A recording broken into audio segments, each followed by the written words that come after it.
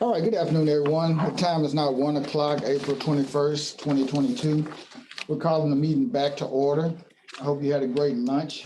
I'd like to remind everybody of the protocols. Make sure that you keep your cameras on, the video, make sure that you remain muted.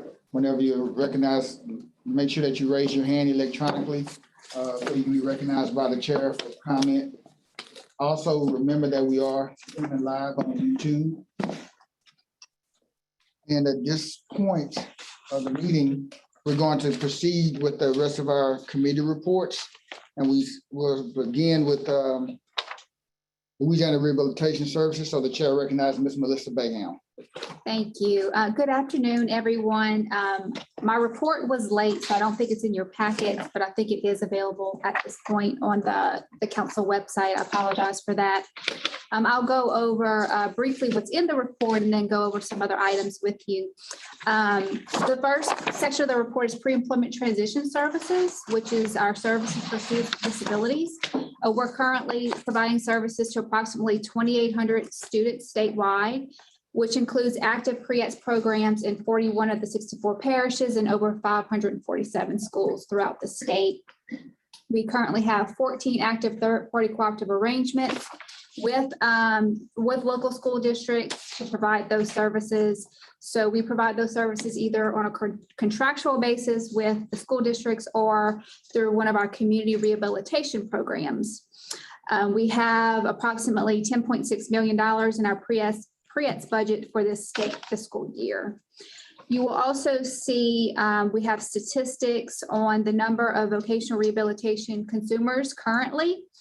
If you add the vocational, just the VR cases and the pre-ETS cases, we're serving a little over 10,000 individuals right now. We have also provided statistics by region of how many individuals with developmental disabilities that we are currently serving, for a total of 3,104. We also provided statistics on how many cases have been closed rehabilitated, which means they have been successfully closed with an employment outcome.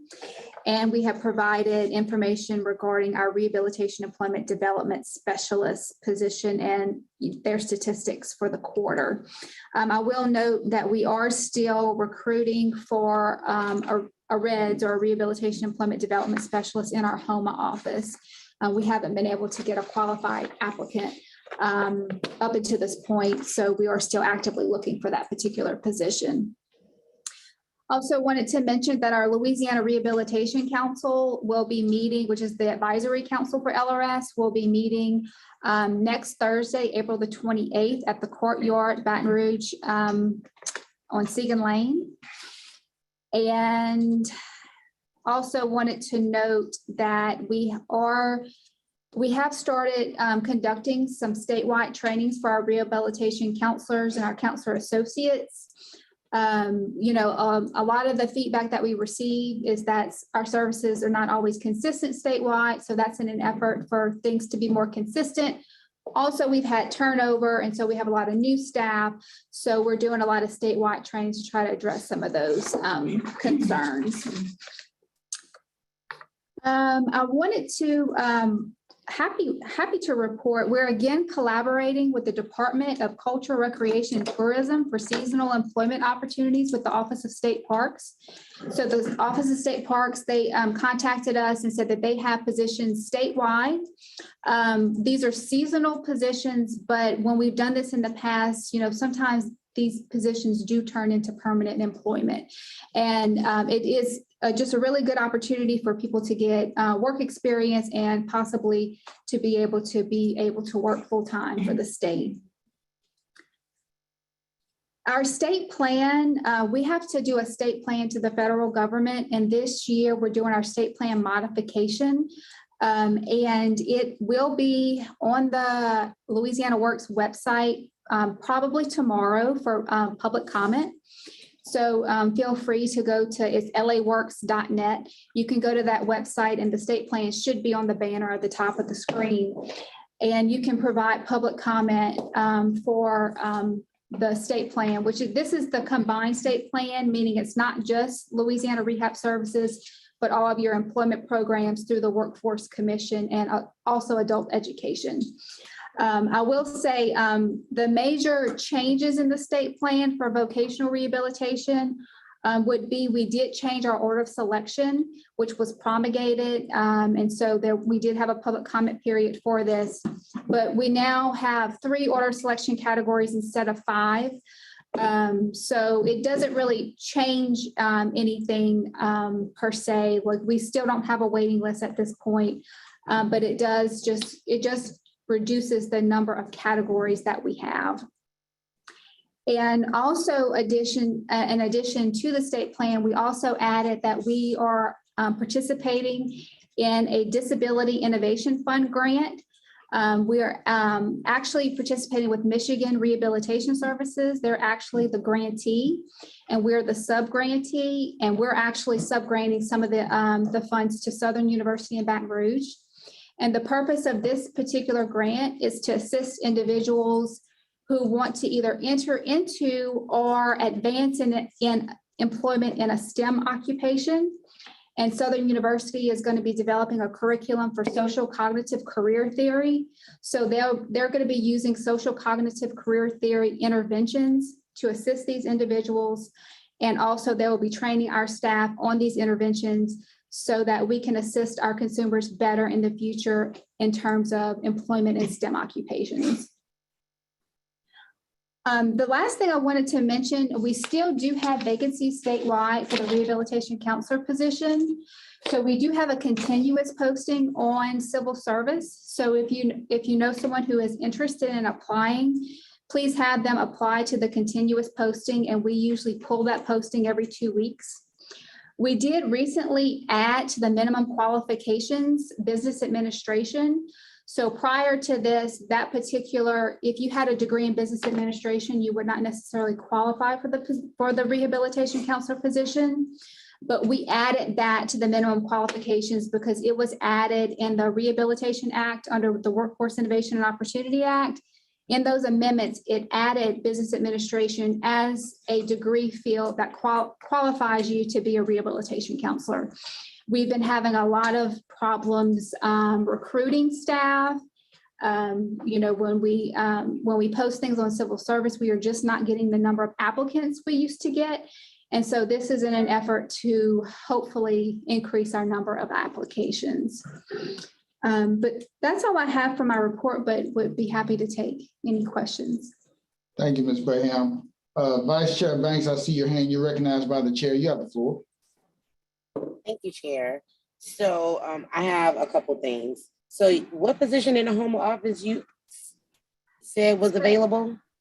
We call it the REDS, but it's the Rehabilitation Employment Development Specialist, which is essentially a job developer, an in-house job developer in the HOMA office, and they do a lot of business relations as well. They go out into the business community, make those contacts so that they can help employ our individuals with disabilities. And where is this located? Where is this posted at? It's on the civil service website. I don't know if it's active right now. I need to check because we continue to repost it. So I don't know if it's active right now, but we do continue to repost it. Okay, and another thing, you say you guys have been having issues and problems with finding qualified people to apply for these jobs on the civil service website, correct? Correct. Okay, so let me just share a little bit of, insight. I applied for some of these positions years ago. Mm-hmm. I have a degree, I have a lot of experience up in the mental health, up in all of those different positions. I never even got a call back. So I'm not sure why y'all have that. At this point, I just stopped applying because I have applied for 225 jobs on the civil service website. So I know for a fact that I don't know if y'all not get, what are the qualifications? Because to me, a bachelor's degree is enough. And then if you have experience in that background, if you have an interview with that person, regardless if they have, y'all say experience or not, because those experienced people are still not producing results. So what are the qualifications? Because I'm just confused at this point when it comes, personally. Right. I don't have all the degrees in front of me, but you do have to have a bachelor's degree and 1 year of experience working with individuals with disabilities. Mm-hmm. But one thing that we have found, and we've had if we know someone has applied that doesn't end up on what we call the list, we have, sometimes we can get civil service to look at it. But sometimes if you don't, like, civil service vets all of the applicants. And if you don't pass the civil service vetting process, we never see your name. Does that make sense? I mean, And it we does have- make sense, but I we mean, have- like you said, like I have a degree. So to me, check, that's all. I have experience in that, check, that's all. So, Yeah. you know, that's just my insight of it. And maybe that's probably why you guys don't have people applying, because after applying for 225 jobs, I'm not applying no more. Okay. I'm gonna go move on and I'm gonna put my experience and expertise into something else. Okay. Yeah. So, I mean, maybe y'all need to see what the vetting process is to ensure that you are even, whatever the requirements are, if they're at least meeting 2 or 3 of them, y'all at least need to give them an interview, because this isn't working out and there's a high turnover and we're having a problem because this has been a problem for the last 2 years. We've seen this issue with having problems with filling jobs and keeping people and, that kind of stuff. And that is the point of having this, having these kind of things so that we know what's going on. But now you have a person that was in the inside before all of this that knows, Right. Yeah, I'm not certain what happened in your particular position, but I will also note this is an issue on the national level as well. But like I said, if we know applicants who have applied that don't end up on the list, we can ask civil service specifically about those particular individuals. But otherwise, we just don't even know that you applied. Gotcha. But the home office one, I mean, I'll talk to you after that, Ms. Bingham, about that position, because, I'm in the Houma area and I know what the council needs. You make sure there's not a conflict of interest there, I understand. But if they need that, like they need some restructuring and that's what needs to happen. This is my area. That's where I live. That's where I'm from. So I'm definitely down to help the Houma office for sure. And I can tell you one other thing that we have, one thing that we do look at, is the entry pay is low, and we know that. And so if you put on your application, they have on there, required salary. If you put $50,000, they're probably not going to call you in for an interview because we can't come anywhere near that, for example. Just that could also be it. Okay, so maybe we got to restructure some things, because we're really trying to make movement. I'm just saying, we might have to restructure some things, because if we really want to make systemic progress, and that's the point of all of this, then that's where we have to start making those little changes in little areas with all of these different, with all of these different agencies that's in the room.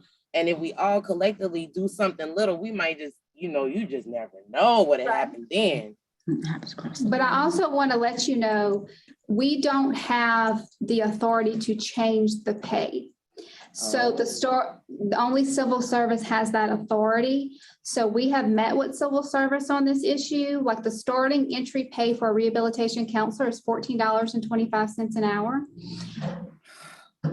So now, if you have certain extraordinary qualifications, we can hire at a higher rate, but that has to be approved. That has to be approved by the Human Resources Department.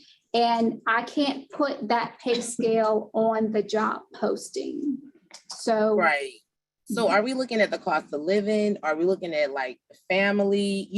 We're looking at the cost of living when we're doing these pay things, right? Right, but like that battle is with the State Department of Civil Service. Yeah. Okay. Individual agents. Well, that was all of my questions. I'll yield the floor. All Thanks. right, thank you, Vice Chair. Thanks. Mr. Davis, your hand is raised. You're recognized by the chair. You have the floor. Thank you, Chair. Ms. Bayham, I just have a few questions. One is, what are the 3 new order of selection categories? And are they just mild, moderate, and severe? So, and I'll explain it this way. So we used to have 5 categories. 1 and 2 used to be most significantly disabled. Now 1 and 2 is only 1. So category 1 is most significantly disabled.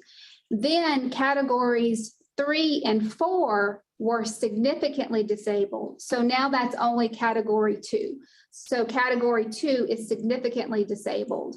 And category 5 is now category 3, which is non-significantly disabled. So in other words, we used to have 2 categories that were most significantly disabled and 2 categories that were significantly disabled. And now we just collapsed those into 1 category each. Okay, thank you for the clarification. No problem.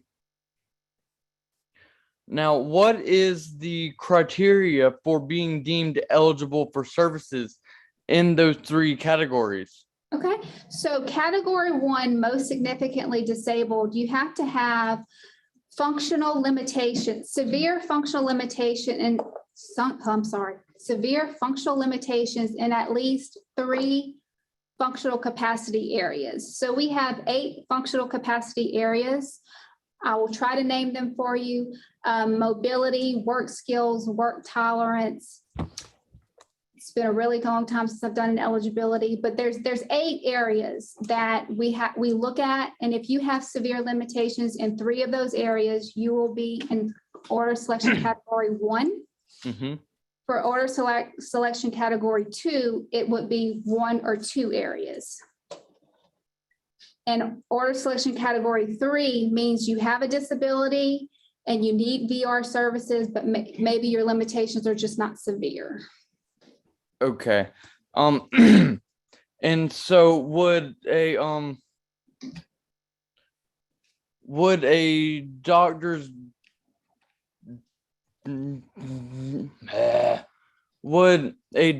diagnoses put you in one of those 3 categories? So we do need a diagnosis from the appropriate professional, but it also, and that's why we have to have qualified rehabilitation counselors. Just having an impairment does not qualify you for vocational rehabilitation services. You have to have a substantial impediment to employment. So the counselor, through their interview and through the medical documentation, has to determine what your disability is, and then do you have limitations, substantial functional limitations in at least 2, depending on which category, however many areas. Got you. And so for the medical documentation, is it required that you were to sign a HIPAA release form? You do have a release form. Yes, correct. So you are required to sign a HIPAA release form? If we are going to obtain medical records, we have to have a release sign, or they're not going to send them to us. Okay, and where do you get the records from? The doctor's office at UC? Correct. Like when you come in for your interview, we'll determine which doctors you see and which ones we would need medical documentation for. And then you would sign a release form for us to get information from that particular doctor. Okay, what if you bring your medical records to the appointment and give them a paper that has all the diagnosis, that has a traumatic brain injury and stuff like that? That's just for example. Chair, would that? It should be sufficient as long as it describes your current level of functioning, it should be sufficient. Yes. Perfect. And perfect. And so, like Miss Banks, I too, last month, I think, applied for the rehabilitation counselor, entry level counselor position. It was actually December the 6th at 10:22 a.m. And I mean, I have a bachelor's degree in political science. I have a disability. And for the minimum compensation requirement, I put under the one that you have 1425, you said? I Correct. put $13 or $27,040 a year. And I wasn't even offered a phone call. Yeah. So something's I- up. And I can Not look. to adding see- up. Yeah, I can see if your name was on the register. I don't know. I don't know if it was or not. I can find out. Okay, yes, thank you. And yeah. Please call me after the meeting, the council meeting. I have some things to discuss Okay. or questions and all that Okay. stuff. No problem. Thank you so much. I yield my time. Thank you, Chair. Thank you, And Ms. Mr. Bayham. Davis. Ms. Eagley, I see your hand. You're recognized by the chair. You have the floor. Yes. When you say category by IDD and services, LRS, what do you mean by category and people with IDD who wants to seek employment? I mean, you have to follow a state standard in order to work. I mean, I'm not exactly sure if I understand your question. Are you talking about the order of selection categories? yeah.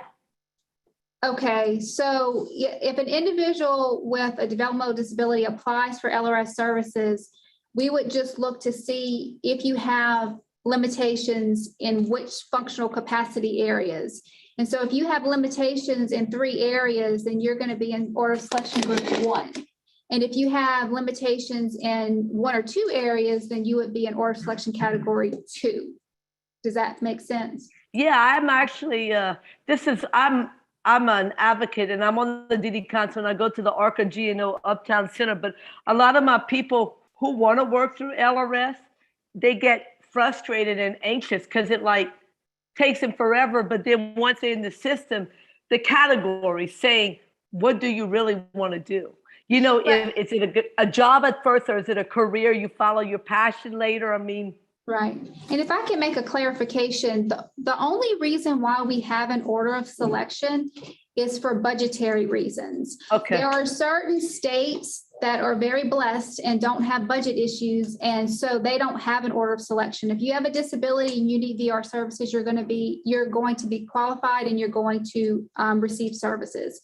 But we have an order of selection because if we end up in a position where we don't have enough funds to serve everyone who's applying, then we would have to close some of those categories. And the Rehab Act requires us to serve individuals with the most significant disabilities first. So the categories are structured that way so that individuals with the most significant disabilities are going to be served before individuals with less significant disabilities. Oh, so you get to the severely IDD, and then after that, then you go to what about the high functioning? Y'all can't turn high functioning applicants down if they want to find work, correct? Right. We don't turn anybody down. If we close categories, which right now we don't have a waiting list, you would just be put on a waiting list. But right now we do not have a waiting list. Well, I represent everything with the DD Council, SOLA, and the ARCA Greater New Orleans, and I'll never forget when I went through LRS, they turned me down because they knew of my high level working with the government and the senator and representing big. So, but I moved on because I'm just who I am, and I'm not going to let nobody, control me because I always try to do big for everybody with developmental disabilities. Yeah, I'm sorry. I don't know what happened. Yeah, thank you. Thank you, Ms. Eagley. You're Ms. welcome. Heimel, you're recognized by the chair. I see your hand. You have the floor. Thank you. This is what I want to find out, even with LRS. I'm trying to go forward, and I know at times I even spoke with my director here at Magnolia. Right now, I'm trying to look forward of getting back with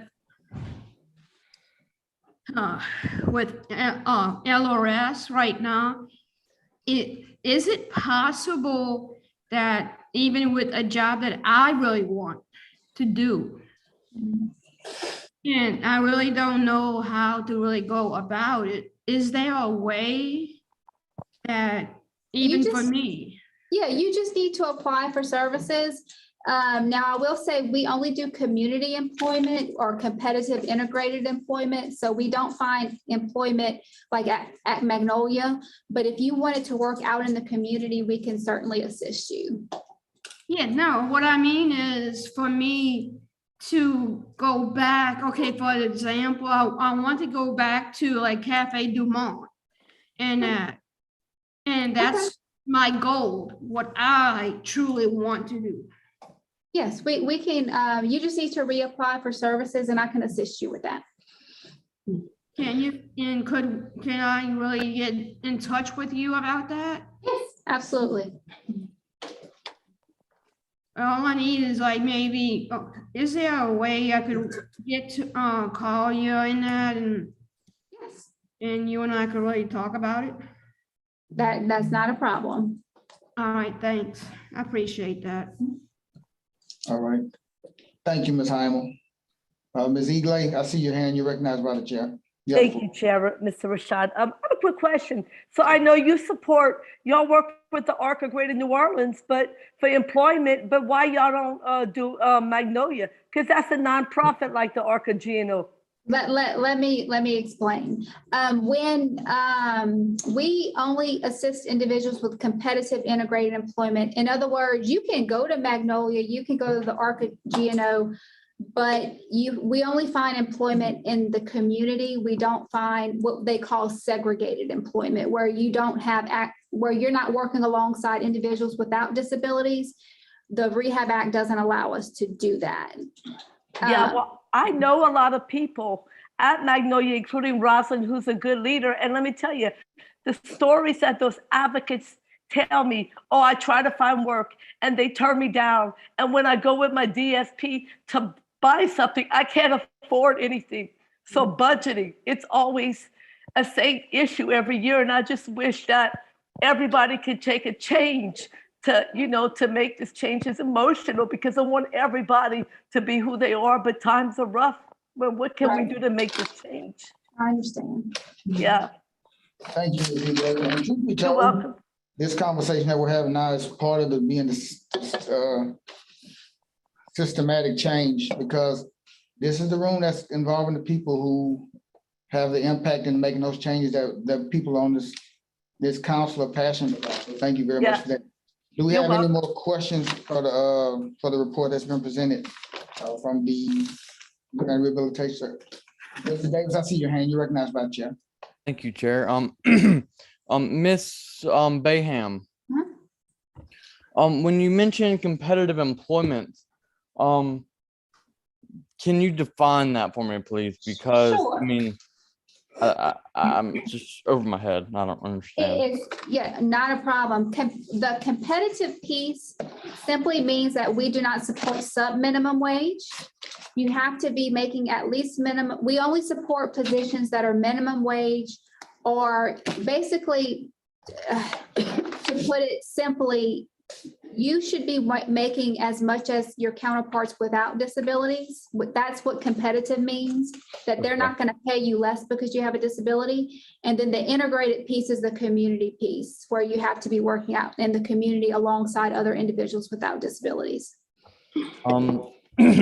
So would you say a work from home position is a not thing you could help out with? No, we can help with work from home positions. Oh, because well, okay.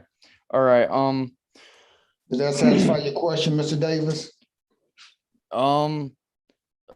So does the competitive, it's a minimum wage, but is that all it has to be? Does it have to be like cost of living in Shreveport, Louisiana, for example, or Baton Rouge or New Orleans?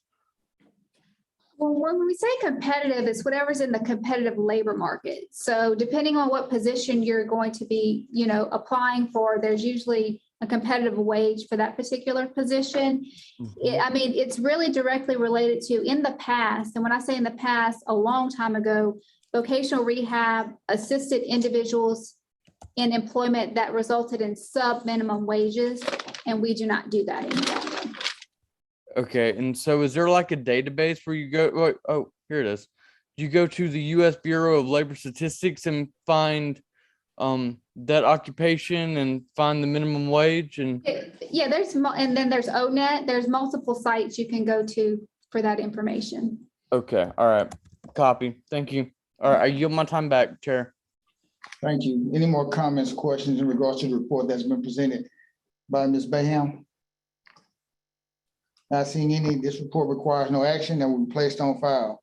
Moving forward to the next agenda item, we have the report from the Governor's Office of Disability Affairs, Ms. Bambi Polozola. Ms. Polozola, you have the floor. Hi, my report is online in the packet. Just a few things. First off, just want to remind people that we are having our annual GOTA conference again this year. It's the last week in July, around the anniversary of the signing of the Americans with Disabilities Act.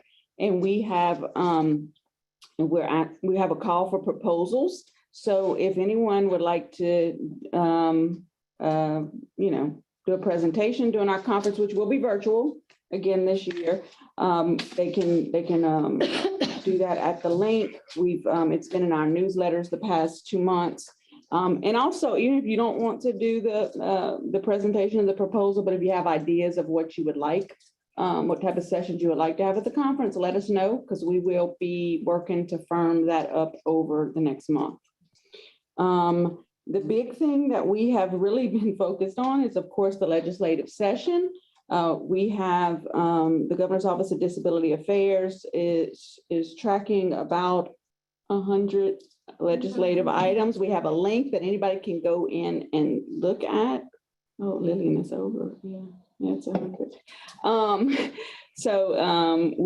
I'm saying Lillian because we work so much on this. There's a lot of legislative items. So you can go in there and look. You can see who is taking positions on different bills, such as GACTA or the DD Council. We incorporate all the positions for the DD Council. That is updated multiple times a day, so you can see what's being heard each day or what's coming up in the week if you want to get engaged.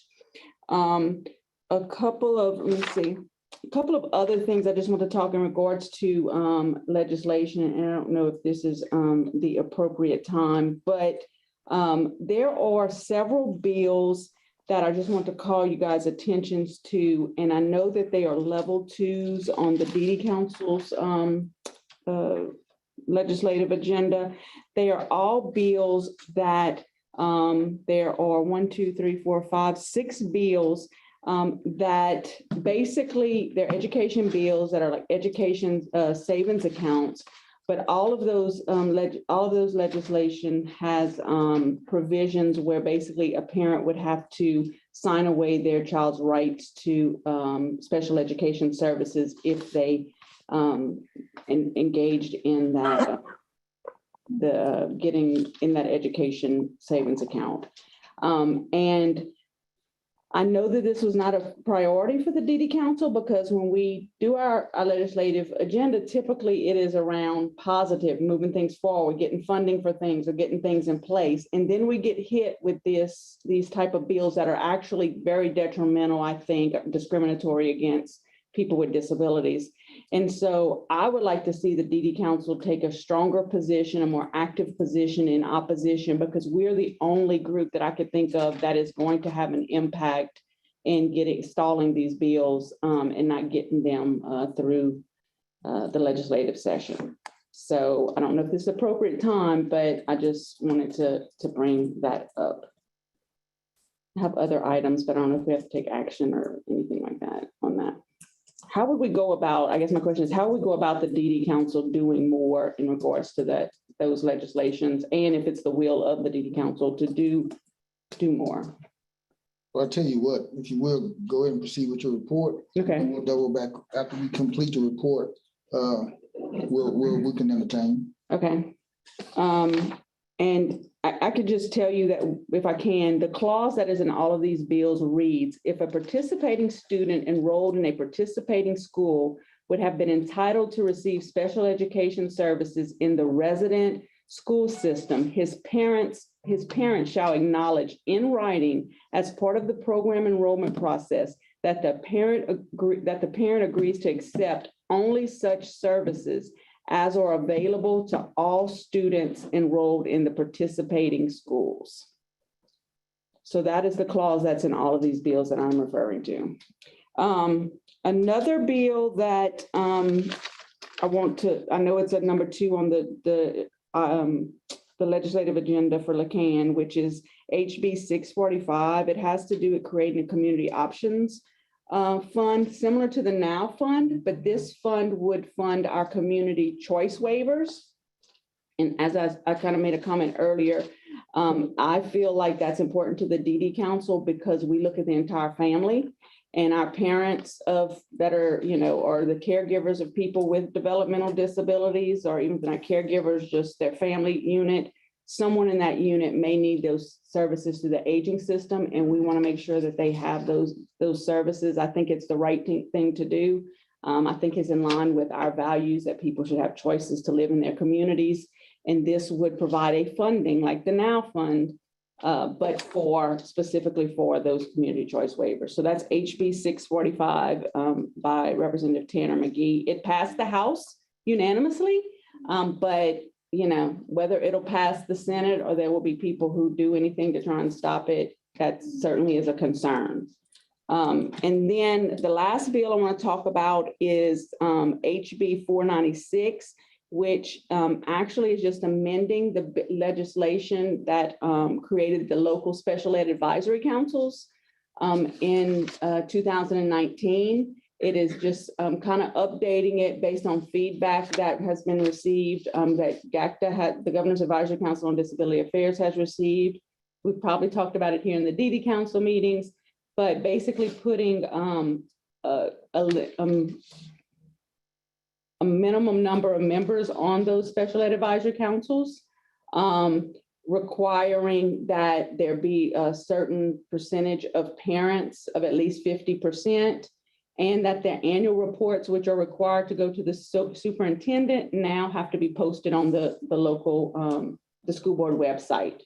So those are just kind of the main kind of changes that are going to be amended in that bill. And those are the legislative items that I just want to bring up to you guys.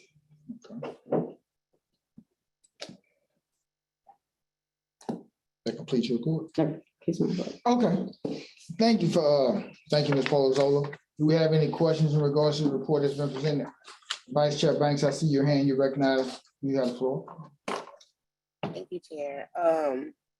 Okay, Bambi, the one that you said that was very, that you thought that it was discriminating to people with disabilities. Which one is that again? There are 6 of them. They are House Bill 33, House Bill 227, House Bill 452, House Bill 824, House Bill 838, and Senate Bill 203. And all of those have that clause that I read out to you guys. Yeah, that's what I'm saying. Can you read that clause again? Because I missed it. Just read it again for me, please. Sure. If a participating student enrolled in a participating school would have been entitled to receive special education services in the resident school system, his parent shall acknowledge in writing as part of the program enrollment process that the parent agrees to accept only such services as are available to all students enrolled in the participating school. Okay, And so basically what that does, these bills are designed to where parents can take their funding, basically a savings account. Instead of going to a public school, you take your money and you go to another school that'll accept your money. The issue is that our kids with disabilities, typically these private schools, they may take somebody else's kid that doesn't have a disability, but they won't necessarily accept our kids with disabilities. So essentially it gives us who have children with disabilities less options. okay, And so just what I'm in essence, understanding, it's discriminatory. Yes. right? So what I'm understanding, because it says that is they're only going to get services that's offered to all the other students, but we all know that other students are not going to get the same services as people with disabilities, correct? Right. I mean, you'd go to your, your local private school in your area. And I mean, they maybe don't provide the level of services that say my son needed whenever he was in school. So therefore, while every other kid in my son's public school may have that option to this education savings account, it would mean nothing to me because I wouldn't have any option to take him out of that school and go somewhere else. Whereas kids without disabilities may have an option that really works for them. It doesn't give that option to our kids with disabilities.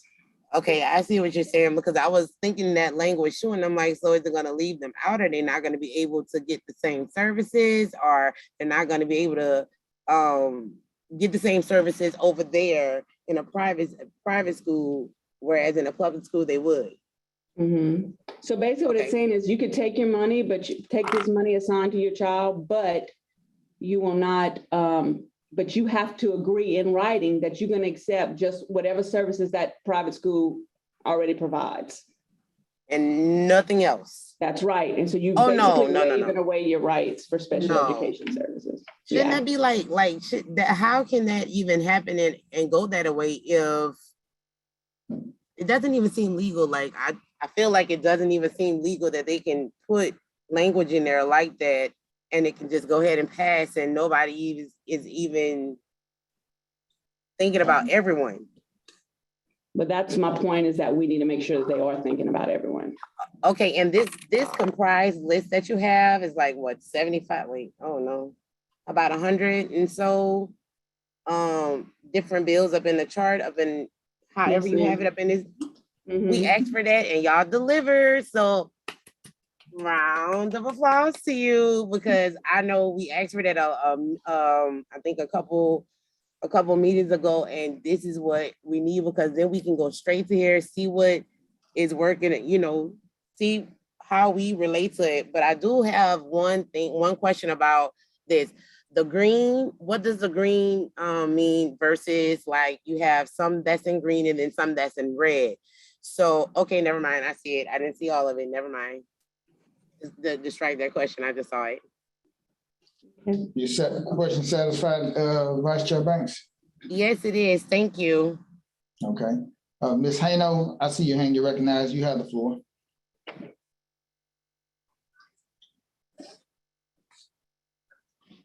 I have a two-part question, because you talk faster than I write. Okay, I have House Bill 33, and I have the numbers 838, and then I have House Bill 645 and 496. Were those part of? No, those were different. Can you give me the 6 bills that have the clause? Yes, ma'am. It's House Bill 33. Okay. House Bill 227. 227, okay. House Bill 452. 452, okay. House Bill 824. 824. House Bill 838. Okay. And Senate Bill 203. Thank you. And I have Senate Bill 203, Bambi. Yes, ma'am. And I have another question, if that's okay. Go ahead. And I know you will know this. So, and I kind of didn't get a chance, but are there any waivers, any OAAS waivers that are specifically mentioned in each Bill 1, each House Bill 1? Yeah, there's funding to continue services for people who have those waivers. Okay, so like there's nothing specifically. There's a waiting list though. So Oh, there's people on the waiting list for the community choice waivers, and we have that in the report for OAS. They're saying the waiting list for community choice waivers is 7,682 people. And the adult day healthcare waiver is. okay, is my one- bad. I'm sorry. Okay, thank you. Okay. I got it. Thanks. Sorry. Question satisfied, Ms. Hano? Yes, sir. Okay, thank you. Do we have any more questions in regards to the report that's been presented, or the information that's been presented by Ms. Polozola? So Ms. Brenda has a couple of questions in the chat. Okay, I think she was asking Vandy if that was a motion.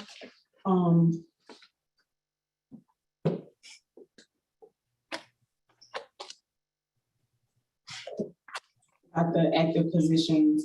And then she concurs with Golda that the legislative recommendation and what changes ED Polozola reviewed about special education advisory committees and regions and school districts.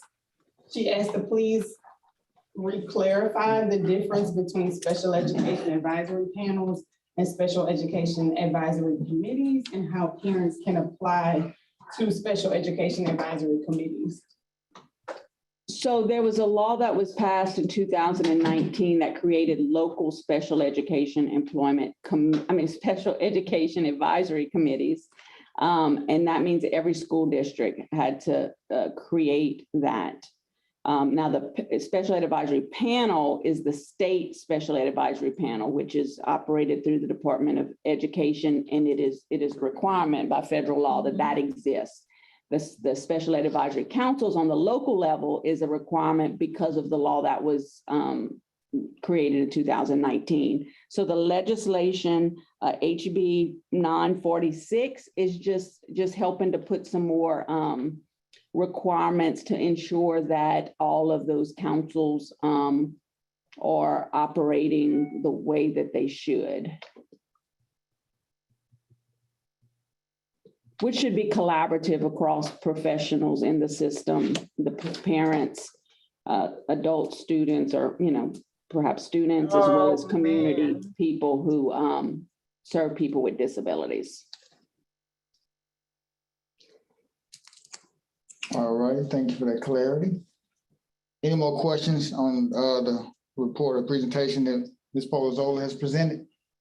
Well, Ms. Brenda also asked if the DDC can clarify positions on the bills and rationale if time permits. Yes, ma'am. We're gonna give it some attention just as soon as we get through with these reports. If there's no other questions and no other comments in the chat in regards to the report that's been presented by Golda, this report requires no action and will be placed on file. The next order of business is actually Disability Rights Louisiana. We don't have a representative nor report, do we? Okay. For the Disability Rights Louisiana, we don't have a representative or report to present to the council. So from that point, we're gonna move forward. There is something I wanted to address real quickly. On yesterday, that was a dialogue exchange during the Education and Employment Committee, where one of our council members stated that he resigned, was Mr. Logan Davis. He was only referring to resignation of that particular committee, not the council itself. So I did want to bring that clarification into place because there was some confusion as to what his position was and when he made the statement he resigned. So for the clarification for the record and for those who are watching that was wondering, Mr. Davis is still a council member who was only resigning from that particular committee. Thank you, Mr. Davis. Thank you, Chair. Yeah. The education. Thank you. We need to digress for just a moment.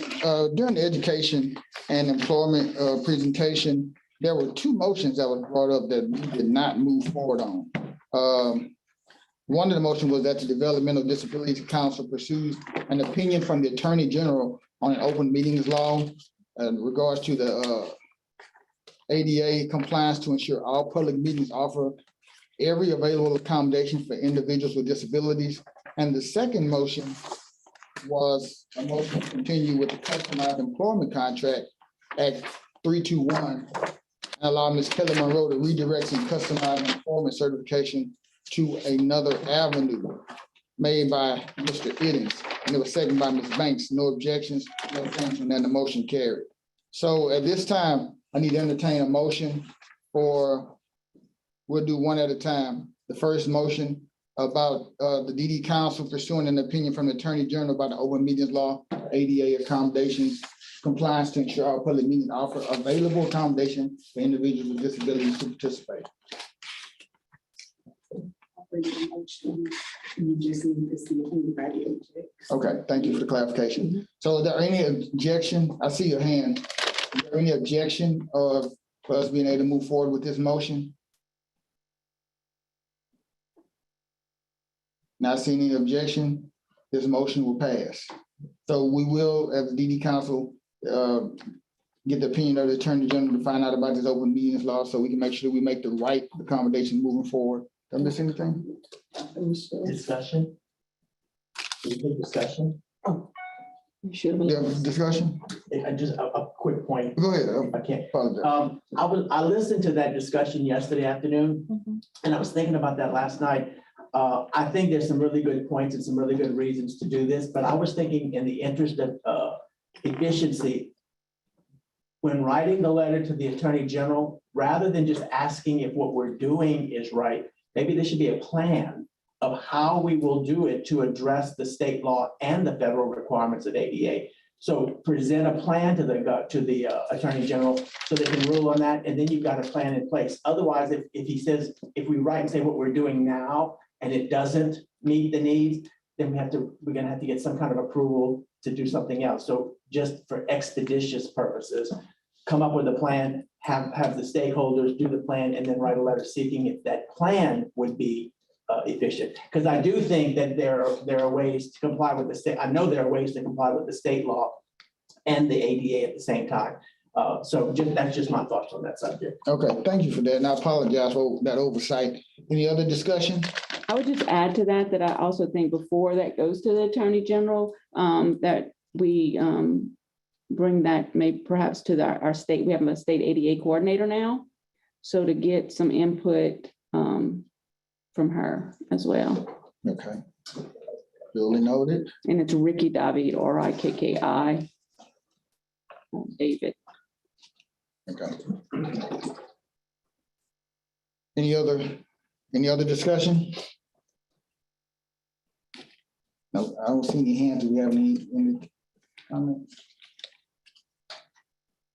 All right. So we'll move forward. Ron has her hand raised. Okay, thank you. Put it down. All right, Ms. Heimel, I see your hand. You recognize you have the floor.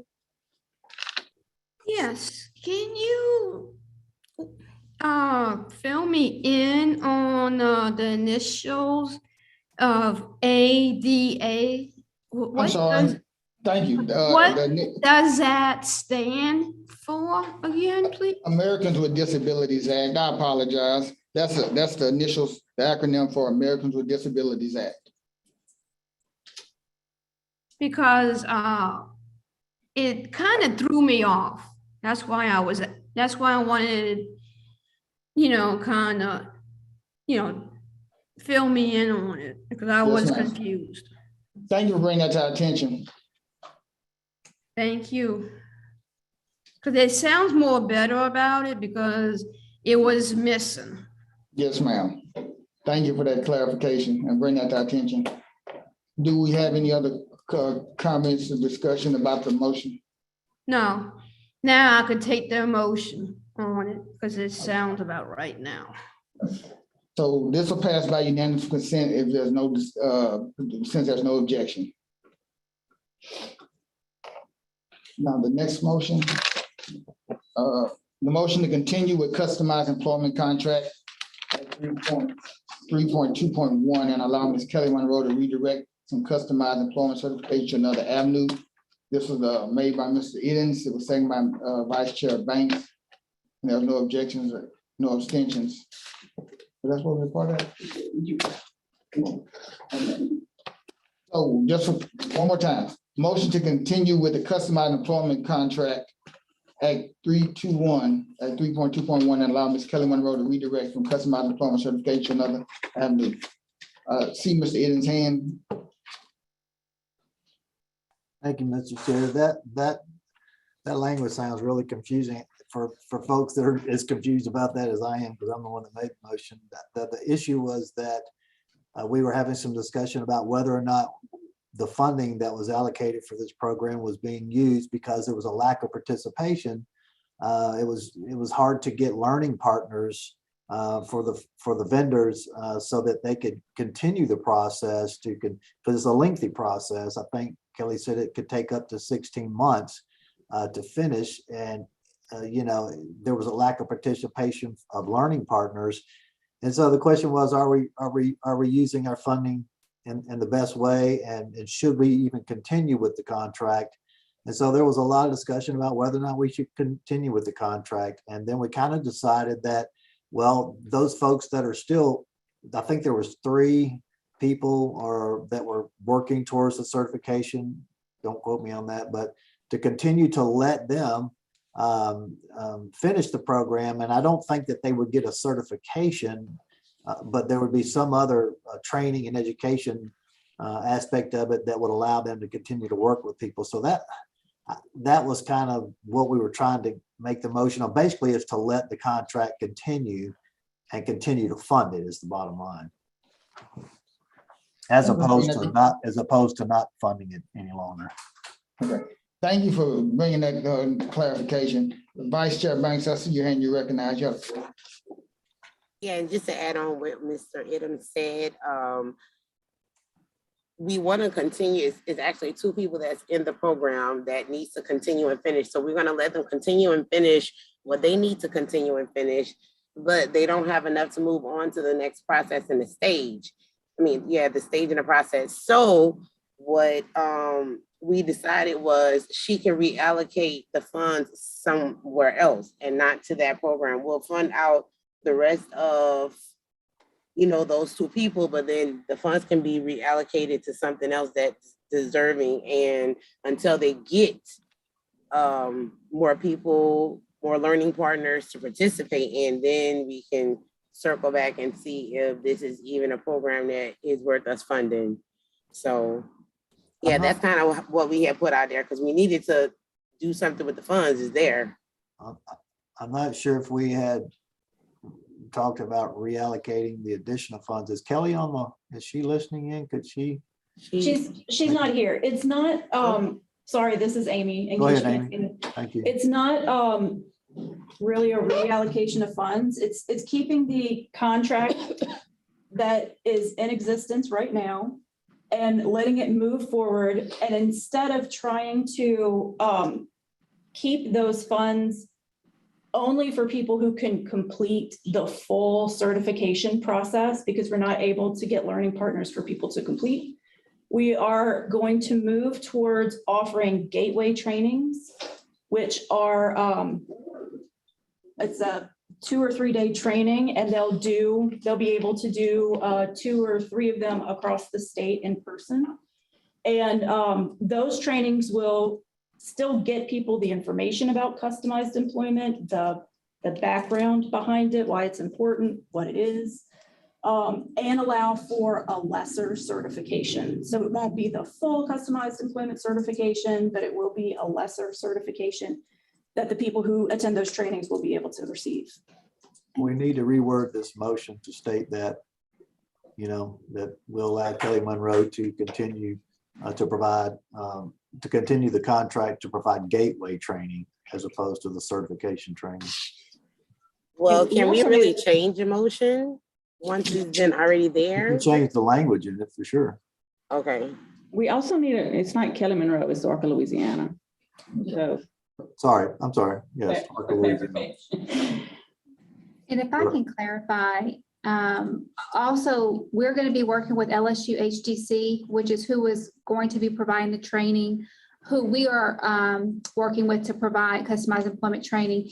We're going to allow them to transition from the gateways into the training with LSU HDC. So the gateways will give them some good information and hopefully it'll hook them, and then they'll want to continue with the certification. Okay.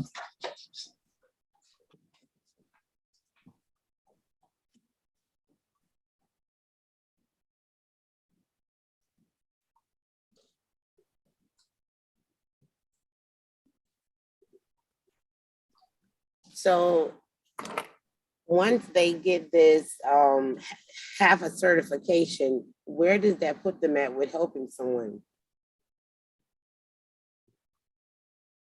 Do you want me to answer that? Is that a Kelly Monroe question? Melissa. Oh, I'm sorry. So that's okay. So if they go through the gateways, I think they can get what's called an ACRE certification, which is not a customized employment certification. So at that point, they still won't qualify to be a vendor of LRSs for customized employment, but they will be better prepared to go into the certification process with LSU HDC and to become a certified vendor. And we're working with LSU to develop what that's going to look like.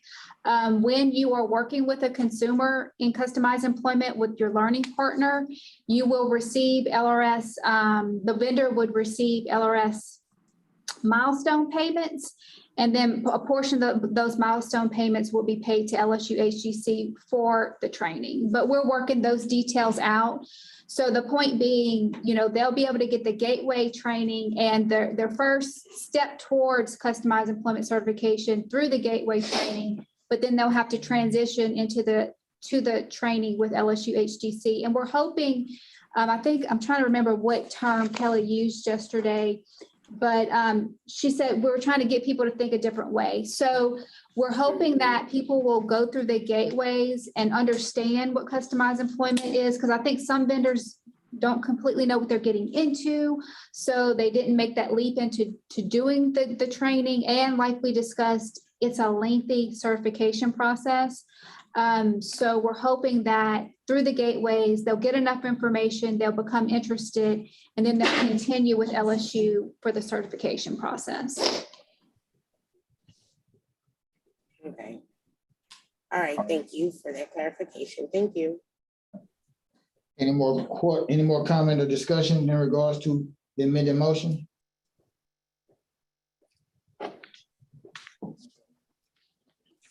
will reread it just for clarification for the record. The amended motion is motion to continue with the customized employment contract activity 3.2.1 and allow the Arca, Louisiana to redirect from customized employment certification to the gateway training.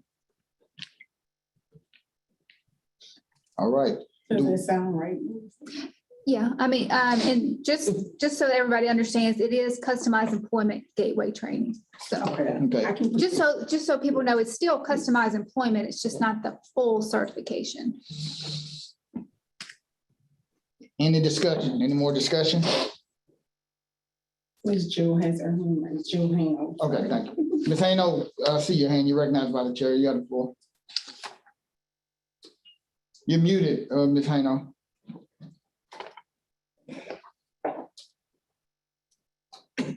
I thought Mitch had his hand up before I. No, ma'am. His hand's no longer up and he's not, no.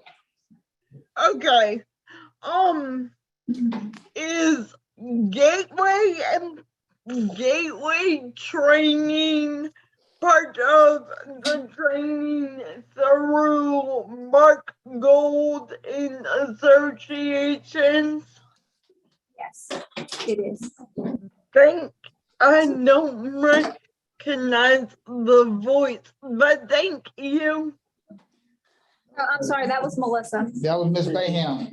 Okay, thank you. I'm with like Melissa or Marilyn, whose voices do not sound alike at all. Yes, ma'am. Ms. Heimel, I see your hand. You're recognized by the chair. You got the floor.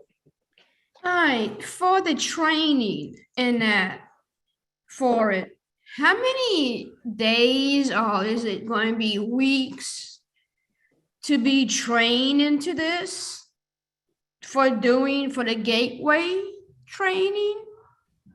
I think the gateway training is either 2 or 3 days, and I'm not sure what the contract calls for. There's a couple of different gateways. So I'm guessing that if we were redirecting the funds, that it would go to I think there's 3 gateway trainings. How many are there? A different gateway training? I think it's 3 gateway trainings. I don't know. I think one is assessment, or it might be called discovery and job development, and then systematic instruction.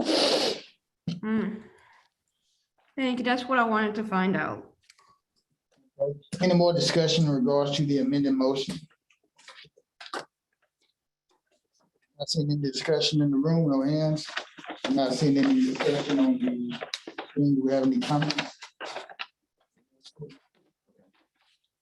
If there's no opposition, this amended motion will pass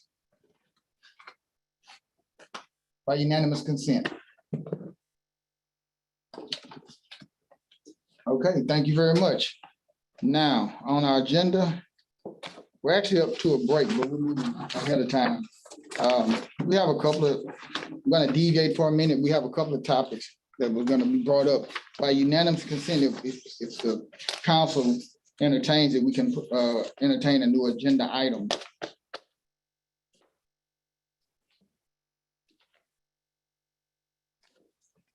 Any opposition?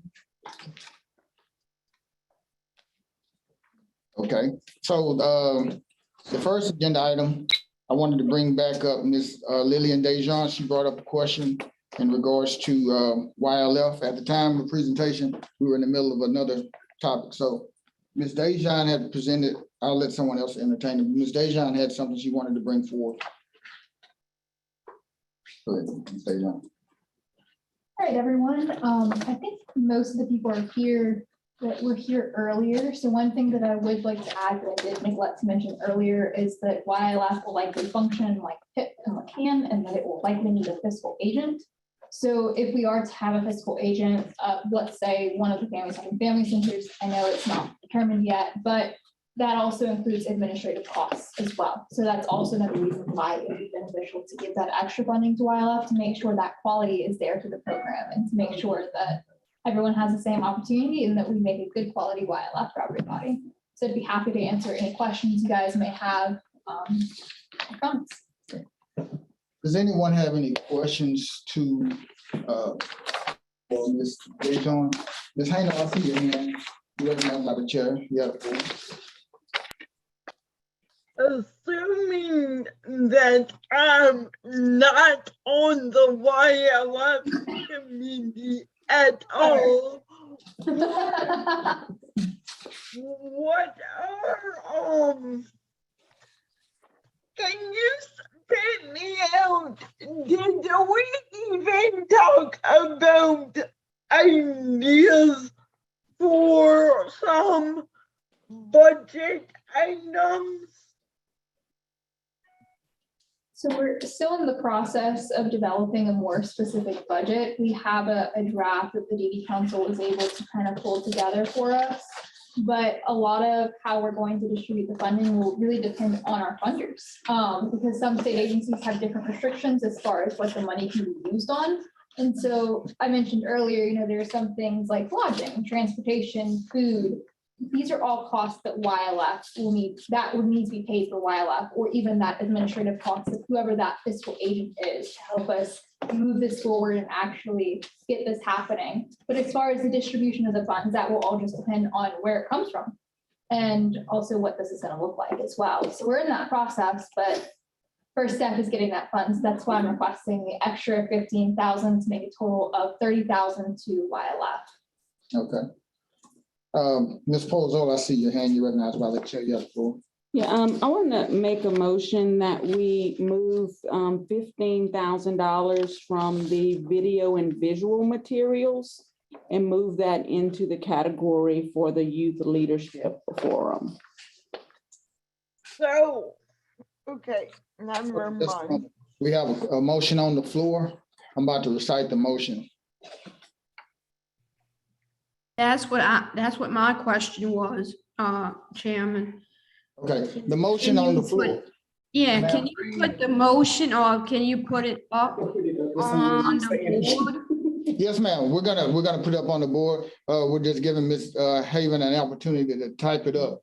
That way it'll be for everyone's visual clarification of what the motion. Okay, thank you. That was my question. That's why my hand was raised on. No, not a problem.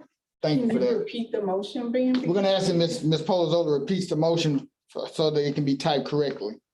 I make a motion that we reduce, yes, it's 1.1.5 videos and visual materials by $15,000 and increase activity 1.1.9 Youth Leadership Forum by $15,000.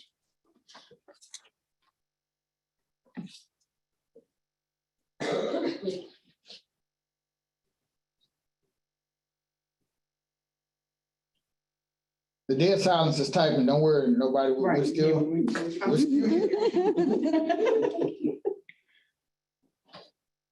While she types, I just want to say we have the funnest CDC committee ever. Our YLF committee is a hoot. So whoever wants to join at our next meeting, you'll definitely have a good time.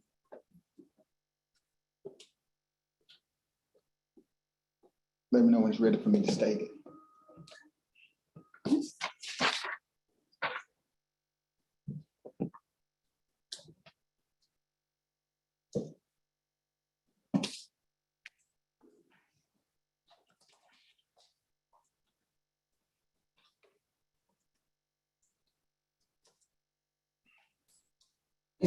Does that look right, BMV? Okay. Perfect.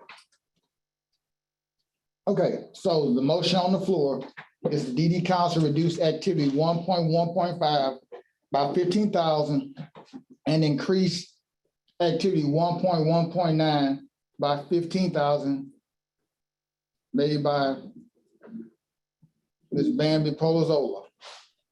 I second that motion. Just one moment before we present. We need to stay somewhere where it says YLF. Don't we, in parentheses, that way for Yeah, those that are reading it. I can put it right here.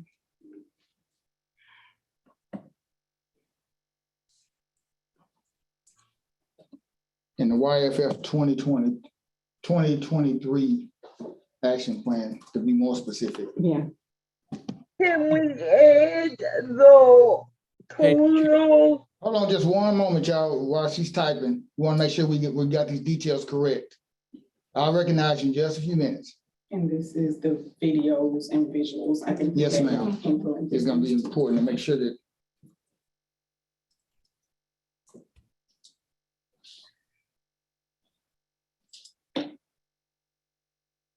And that's, okay, so the motion on the floor is the DD Council reduce activity 1.1.5, which is videos and visuals, by 15,000 and increase activity 1.1.9 Youth Leadership Forum in the FFY 2023 action plan by Ms. Bambi Polozola. Here. So we have the motion on the floor. I see 3 hands. I'm gonna recognize you by the order in which I see We you. need a second. Do we have a second?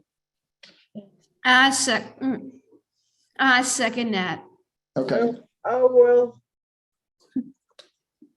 so it's been moved by Ms. Bambi Polozola, and it's been seconded by Ms. Rosalind Heimel. Any discussion in regards to this motion? Yes, I have a question, Chair. Okay, give me one moment, Mr. Davis. I'm gonna recognize Vice Chair Banks first, then you, and then Ms. Heim, then Ms. Hayno in that order. Thank you, Chair, for recognizing me. Okay, so I'm for moving the money, but I'm just looking at this money that's being moved, the 50 from the 51,000, right? Is this coming from off of the council budget report also? Because if we take from the video thing, I know we probably have the funds, but if we take from it and they need it, is this coming from, I just want to know, like, where is this coming from upon the DD council budget, or is that something different? I'm gonna have Ms. DeVille answer that question for you. Okay. This is Amy. So we're not talking about in this current year, which is where that budget report is from. We're talking about next fiscal year. So, Oh, okay. yeah, so this is Okay. planning. Yeah, we're planning for next fiscal year. Oh, all right. That's what I was asking. I was like, okay, am I getting off of this report or that report? But okay, this is for next year. Right. Okay, no problem. Thank you for the clarification. Mr. Davis, I see your hand, you recognized by the chair. Thank you, Chair. We had a public comment that was very, it's a good question. And it was, what's the total funding for YLF? And I too am wondering what the total funding is. Okay, so to answer your question, for the 2023 budget, for the action plan that was in place, that was voted on earlier, YLF was allotted originally $15,000. So that's 2023, that's not for the current fiscal year we're talking about. So for 2023, it was allotted 15,000. There's just been a motion on the floor to increase it to 30,000 by moving 15,000 from the video and visuals activity to have 30,000. Now, if your question is what were they receiving in the past, they weren't receiving anything because YLF was not receiving any allocation. I don't know if that answered the question or not. And are these funds only for the YLF conference? The dynamics of that, I'm gonna yield the floor to Ms. Dejon to give a little more clarity for that one. Yeah, so YLF, for our first year, we're planning to do about a 3-day forum with about 15 delegates. So this funding would go towards lodging, food, transportation, speaker costs, administrative costs for any fiscal agent. And that's not an exhaustive list. And we're hoping to get other funders as well. So like I mentioned before, we're not completely clear on how we're going to be distributing the funds because we need to get all the funds firstly before we decide how that's going to be distributed. But yeah, those are the costs that are going to be what it's going to be used on.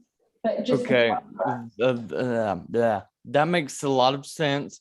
And so I'm guessing since it wasn't an exhaustive list, the YLF can use the funds as needed.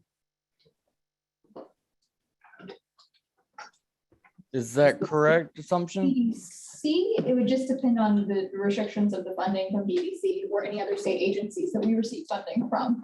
But for y'all's funding, it would depend on y'all's restrictions, really. Okay. That's all my questions, and I just covered the public's question. Brenda Corset, and I yield my time back. Okay. Thank you.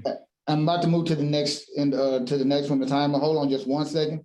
Just want to refresh everybody's memory. We do have a motion on the floor. It has been seconded, and this is the discussion in regard to the motion on the floor. So, Ms. Hyman, you have the floor. Thank you.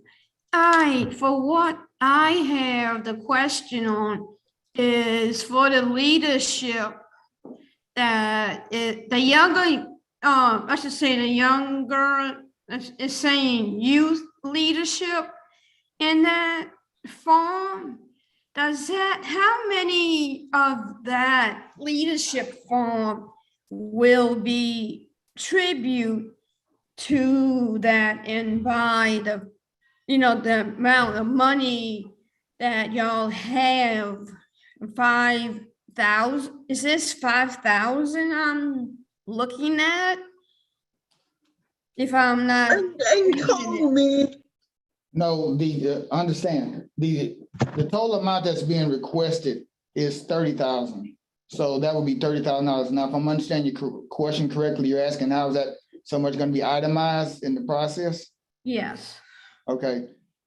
That's still gonna be determined based upon when and if the funding is received and what other funding sources, along with the DD Council, will be assisting YLF with the funding. So it's kind of a premature question to answer if I'm correct. Because we're not in a position to really give the answer to it because we're just at the foundation of starting it off. Because to me, even with the videos and what's the other one besides the videos? It says video and visuals, which is the same. Mhm. But is that going to be in the 30,000 as No, well? no, ma'am. What's Or is happened that just is, the opposite? that's the opposite. What happened is the videos budget has been will be reduced depending on how this motion will go, will be reduced by 15,000 and the YLF form will be increased by 15,000. So I don't know exactly how much is in videos and visuals for the plan at the moment, but. Okay, so to put it in perspective for you, currently $51,000 is in the plan for 2023 for videos and visuals. So with them reducing that amount by 15,000, that will put it somewhere at about $36,000 will be left for videos and visuals, but youth leadership forum will be increased by 15,000, which will get them $30,000. So videos and visuals had $51,000 in it, and the motion is suggesting that we remove 15 from it, which will leave videos with $36,000. I hope that answers your question, puts it in perspective. It did, and it also shined a light, a little bit more to it. Okay, thank you very much. All right, thank Before I you. go to Ms. Hayno, I want to remind everybody, we do have a motion on the floor. It has been first, it has been second, and this is discussion in reference to the motion. Ms. Hayno, you have the floor.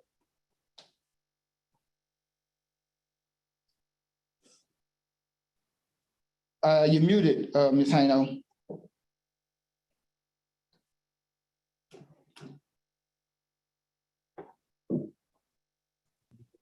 I think I mean, I could be wrong, but I thought I seconded the motion, but whatever, ignore me as always. What can we put in the new total in the motion? Okay, you're asking yes, I hear you. You're asking for the total of 30,000 to be put into the motion to bring the clarification? Okay. Yes.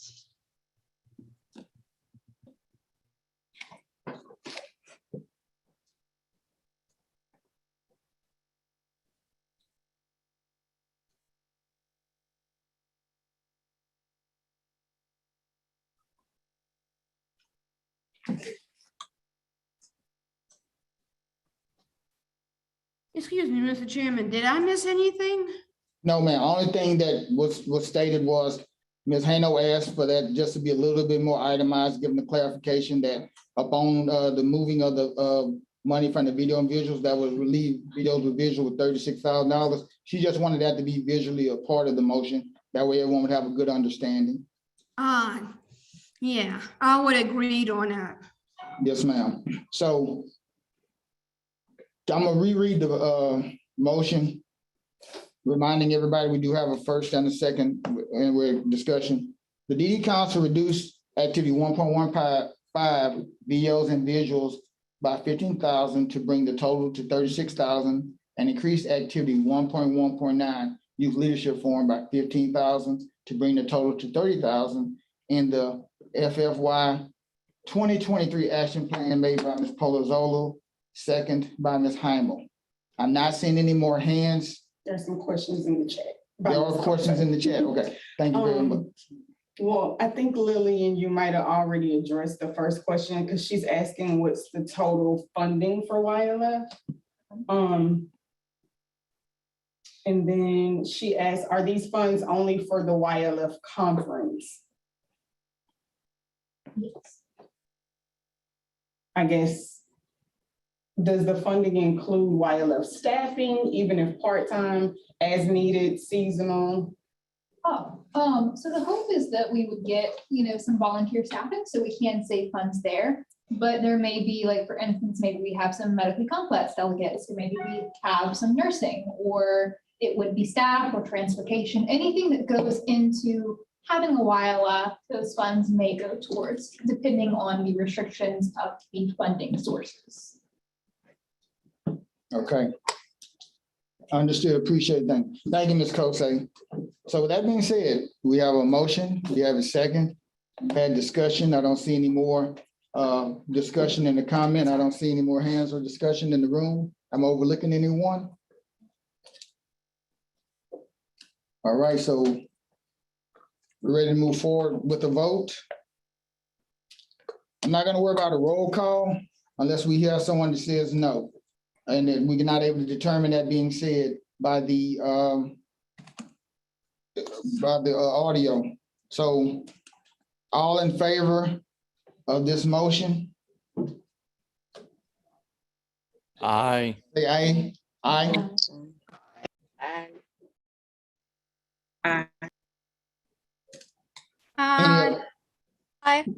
Any opposed? Not hearing any no's, the motion is adopted. Thank you very much. Just to remind everybody, this will take place in the action plan, the 2023 action plan.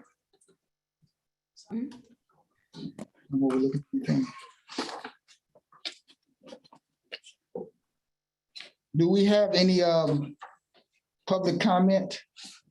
I had some other things. Okay, well, Ms. Polozola, you recognize. So first off, I brought up in my report about having some type of higher priority in regards to those bills that I list, those education bills. I don't know what the motion should be. I mean, I guess we should get some feedback from staff just to see what Yeah. is possible. So just so that everybody is aware, and our legislative tracker is on our website. You can find it on our banner. It's updated every Friday. And it has how the bills that we're tracking, what priority they are for us. The bills that Bambi is talking about, those 6 education bills, are all ranked as a level 2. And so is the fund. 645. There you go, 645 is also ranked as a 2. Things are ranked as a 1 if they are on the legislative advocacy agenda that the DD Council votes on. So those are our number 1 level priorities. And then HB1 almost always ends up appearing on there too because of funding issues. So those are the issues that we've worked on, we've done legislative roundtables about, we've engaged legislators on, we have, had yellow shirt days for. Level 2s are usually administrative advocacy. So those are things that we write letters. The chair, in fact, posted on there letters that the chair has written on all of those issues.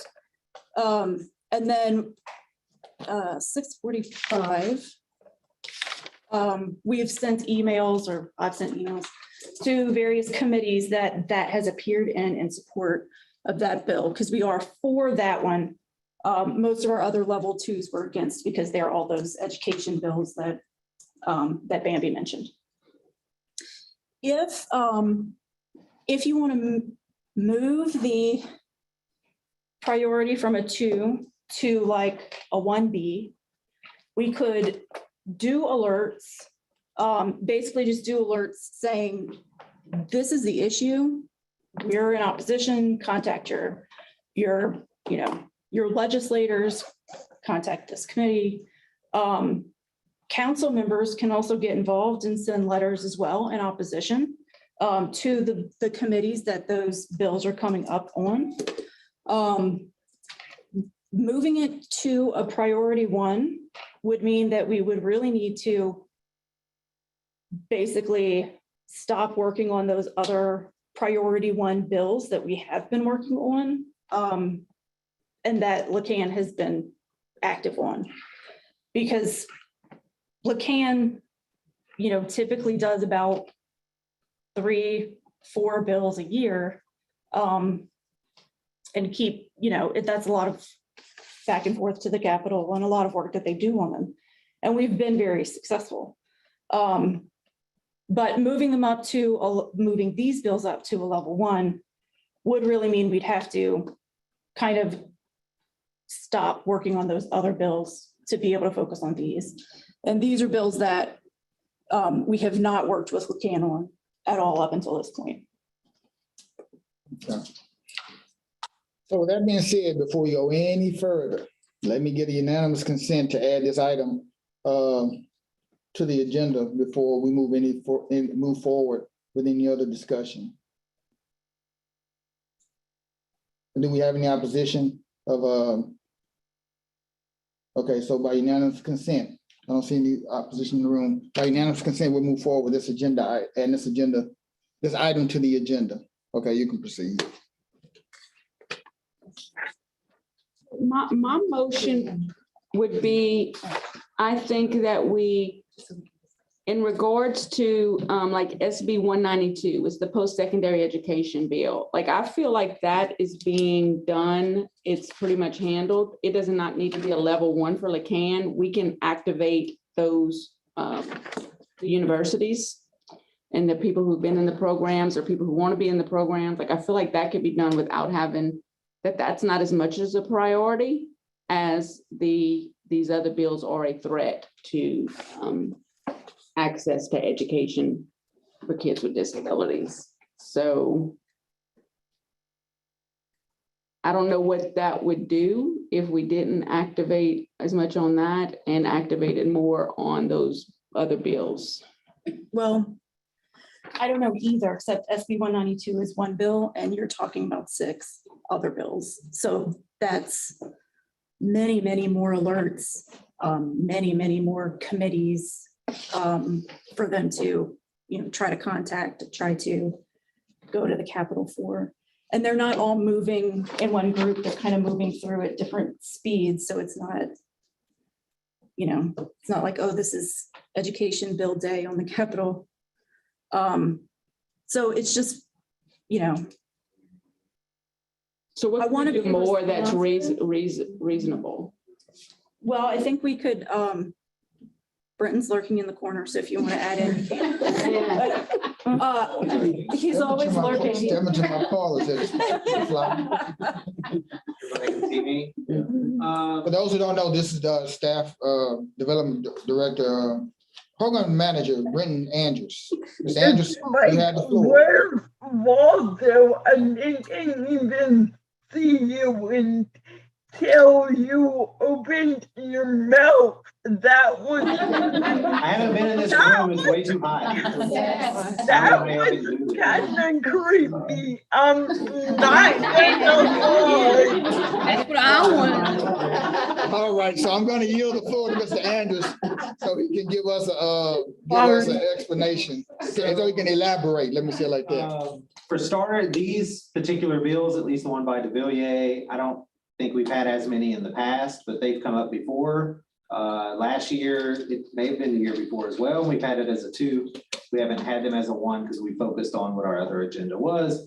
Part of the concern that we would have is more operational in that our leaders have not been trained on any of these issues.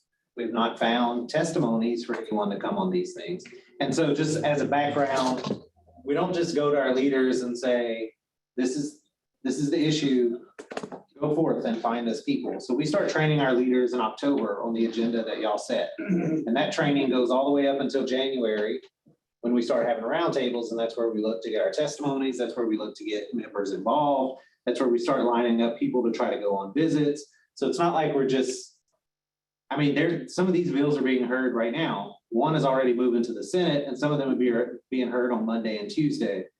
I don't know how effective we're actually going to be if you make this change today for us to stop anything in the next 2 days. We're not even going to be able to touch some of these things until they move over the Senate side, because we have to train our leaders. We're also going to have to educate ourselves on what impacts, well, Meredith isn't here, but we could rely on her as well. What impacts some of these bills may have, more so outside of that clause, because I don't know if we take that clause out, does it impact anything else in the bill, good or bad? I'm not sure. Because another problem that we also have, it's not just that clause, but you're also pulling money out of the public school system. And you're able to take that public funding and go somewhere else. And I don't know, I'm certainly not the expert, but one of the concerns we've always had is dealing with charter schools. People are pulling funding from your public school to charter school, and they're not pulling the right amount of funding. So what should follow that child to a charter school or stay in a public school is not necessarily happening. So we need more information about that. What does that impact from those bills have? We're also going to need to figure out, just in general, the council likes inclusive settings, and more often than not, your private schools and some of your charter schools are not very inclusive. So that's another issue that the council had with those particular pieces of legislation. So you have to keep in mind, we would have to focus more than on that one paragraph. Now, granted, that one paragraph is very bad. I mean, it's not great at all, but there are other areas that we would have to work on. We haven't been able to do our research. Most of us in this office are very new. I'm the most senior staff at 7 years. That's not long. And I'm not an education focused. I don't focus on education at all. So I'm not going to pretend that I can talk to you about these bills in great detail. But I'm just saying, consider what we have to do to get prepared to fight some of those things. I don't know that we would have a great clear pathway to attack it right now. I think there are some things you could do without bringing out all the troops. We could probably ramp up some more of the advocacy. So whenever it's a 2, I don't know if y'all went over what a 2 is, but that's more administrative. You can maybe even send out an alert just telling people in general to reach out to their legislators about those concerns. So that might be it's just very generic alert that says, hey, this is what it says, and this is a problem. We don't think you should give up your rights to participate in this program. And then let's see if people want to tackle it that way. But I would caution you just on the full-blown attack that we normally do on our agendas of getting everybody out there to the Capitol. Also, if you're looking at 6 bills and the amount of yellow shirt days on that, I don't know that we have the funding in McCann to pay everybody to travel to come to the Capitol that many times. And that's part of our process in gearing up for legislative session and trying to figure out what do we actually bring people in for, what we can afford to bring people in for.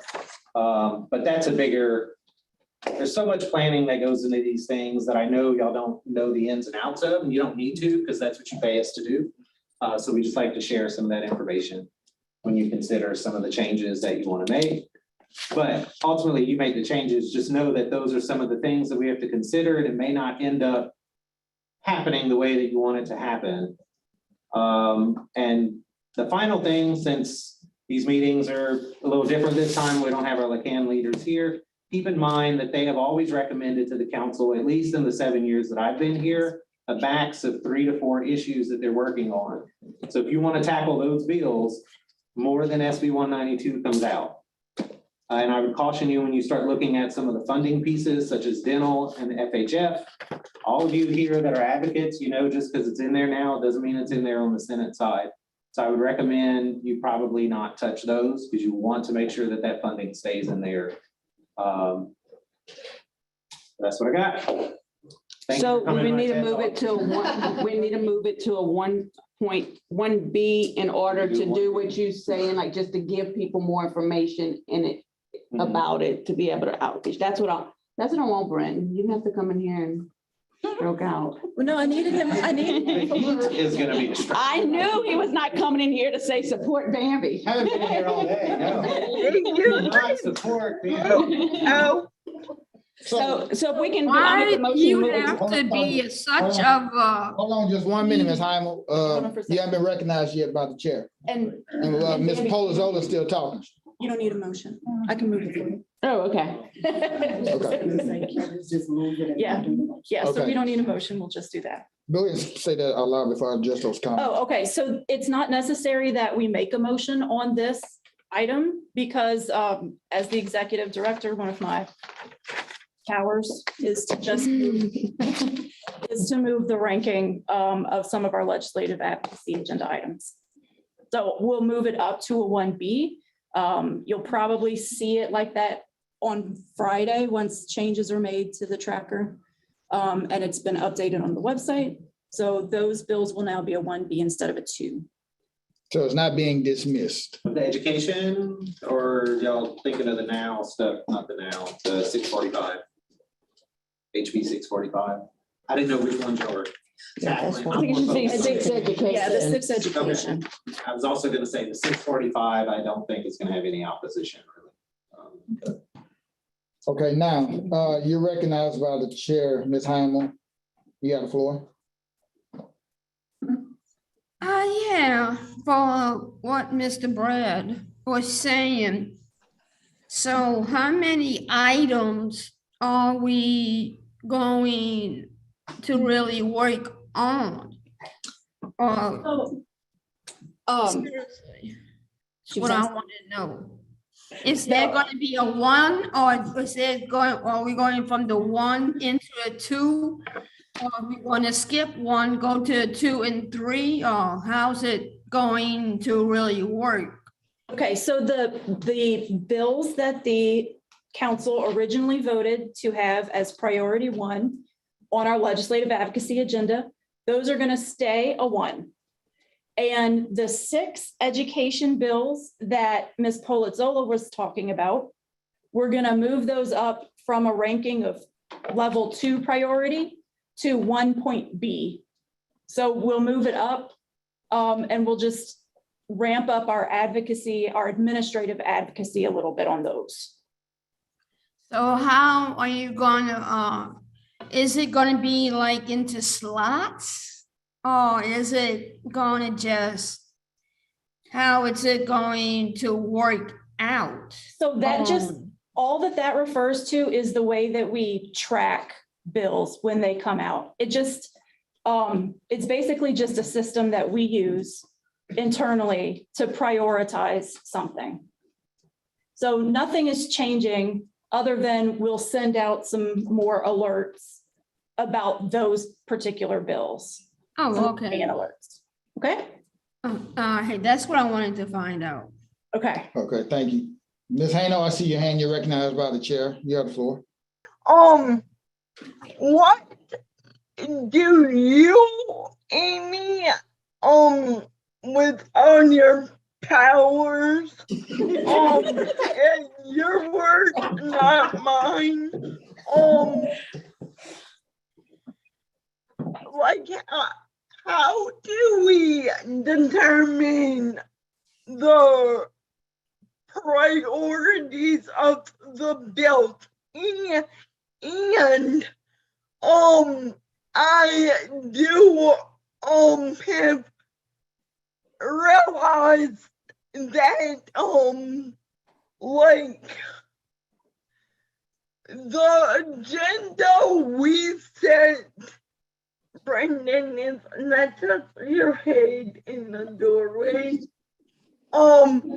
The agenda we set in October, like, they're always priority 1. Is that why they're always priority 1 and literally at the top of the list? Because it is set by our council in our legislation agenda items we make are always priority 1, because, and also I very much agree with Bambi, like, because these education laws can get overlooked but I mean, it's a double-edged sword here. Like, cause I mean, like you said, it's 6 items in whatever Bambi said and whatever Brendan said was both correct.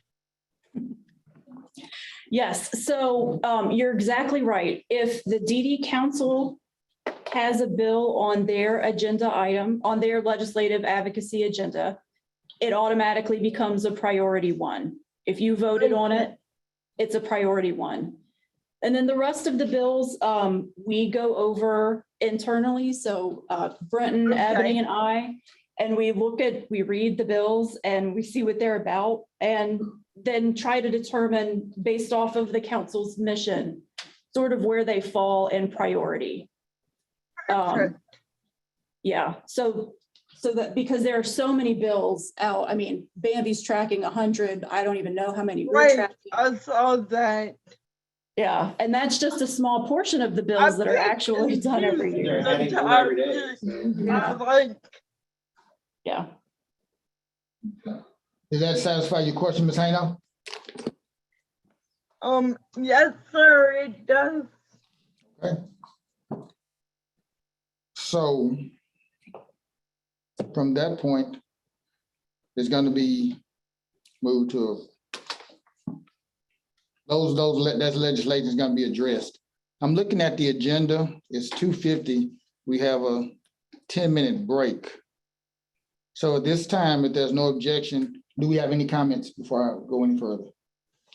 Any chat or anything that I'm overlooking? Yeah, I think Ms. Brenda was asking, is there consideration to build capacity of LaKeen in the future during the legislative session?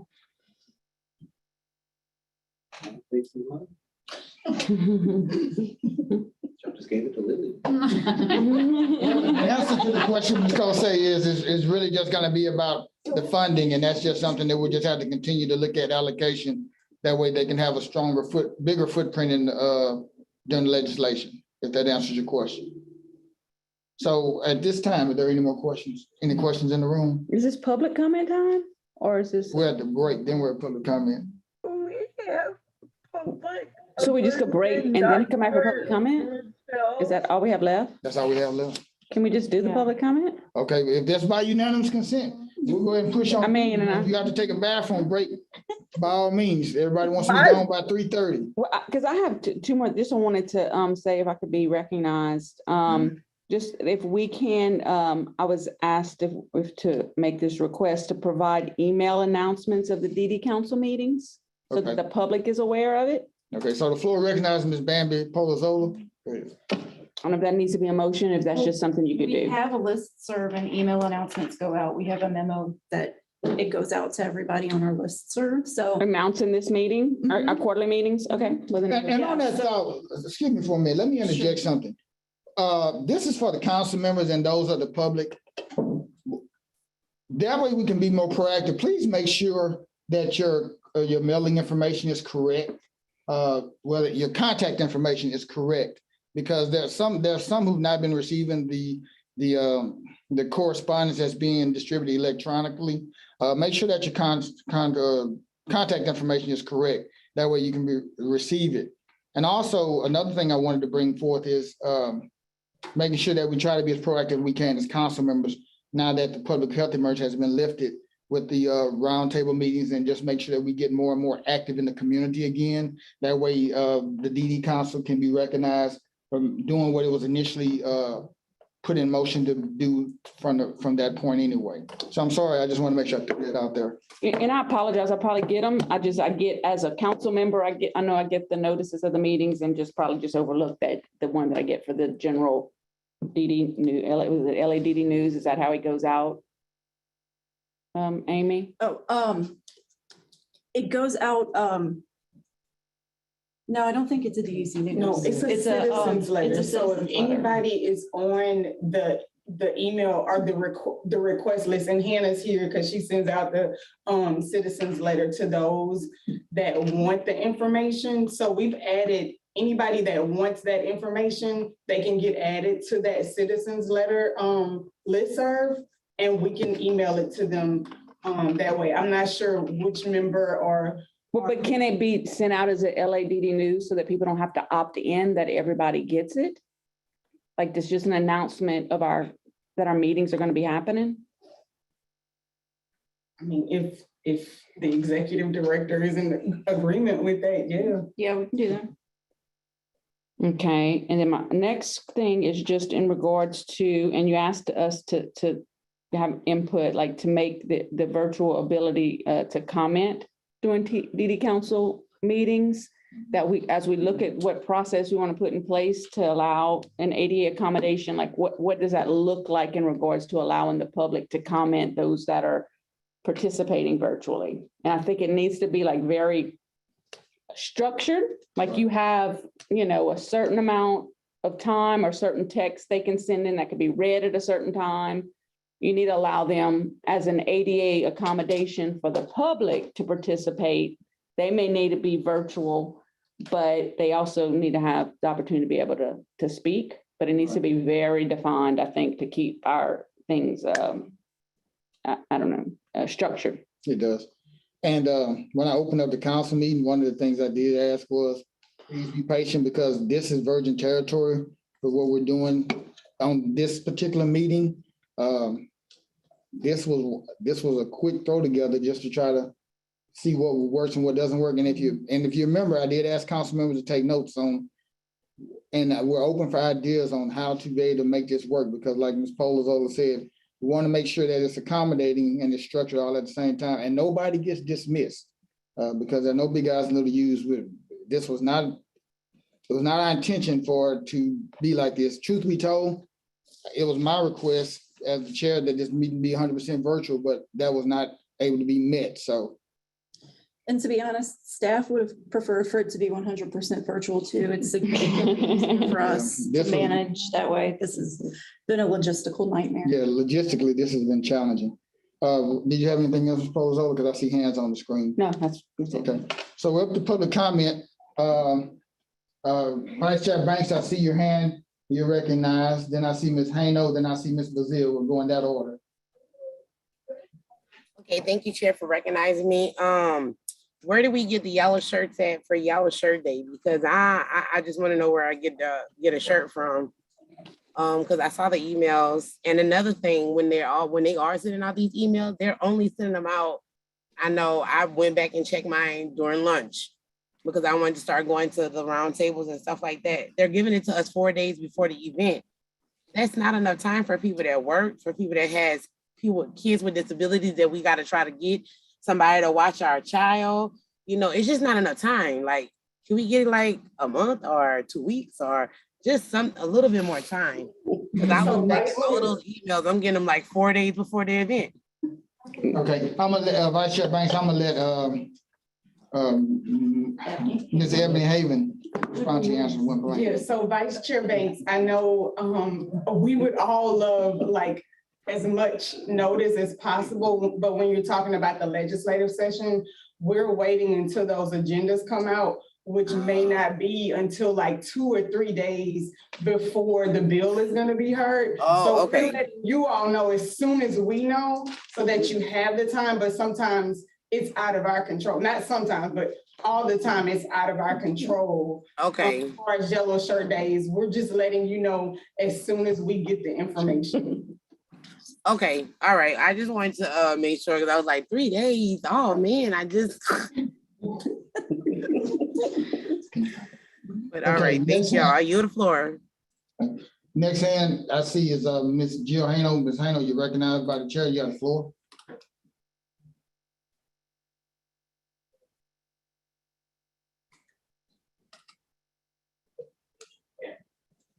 I don't think she wants to have her hand. Okay, she must not, it must have been No, noticed. I didn't unmute. I'm sorry, but I don't know how this whole day has been a blur. Was there not a Medicaid representative?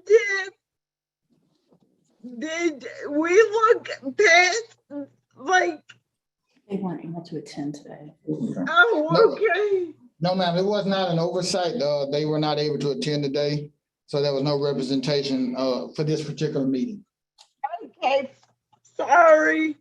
No problem. Okay. I see your hand. You're recognized by the chair. You have the floor. Are you talking to me? Yes, ma'am. Ms. Brazil, I'm sorry. Are we going to do any new business and go back and discuss what we were discussing early this morning about putting out for a bid some contracts? I can present for a new agenda item by unanimous consent to have the discussion. Okay. Unanimous consent to have a discussion in regards to a new agenda item by the council. I'm not showing any opposition in the room and I'm not showing any opposition online. So we're going to discuss a new agenda item. Ms. Brazil, you have the floor. I'd just like to make a motion that the council put out an RIF for our two biggest initiatives, LaCan and Partners in Policymaking. Okay, there's a motion on the floor presented by Ms. Brazil to put out an RIF for LaCan, for rebid, for bid for LaCan. Bear with me, let that get typed up real quick. I don't want to misquote it for the record. Can you repeat that one more time, Ms. Brazil? To make a motion that the council put out a request for information, or RIF, for our two largest initiatives, LaCan and Partners in Policymaking.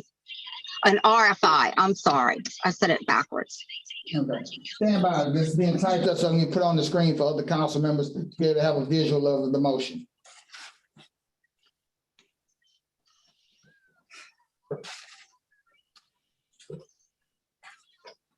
I must hand it to you. You correct yourself, Kim.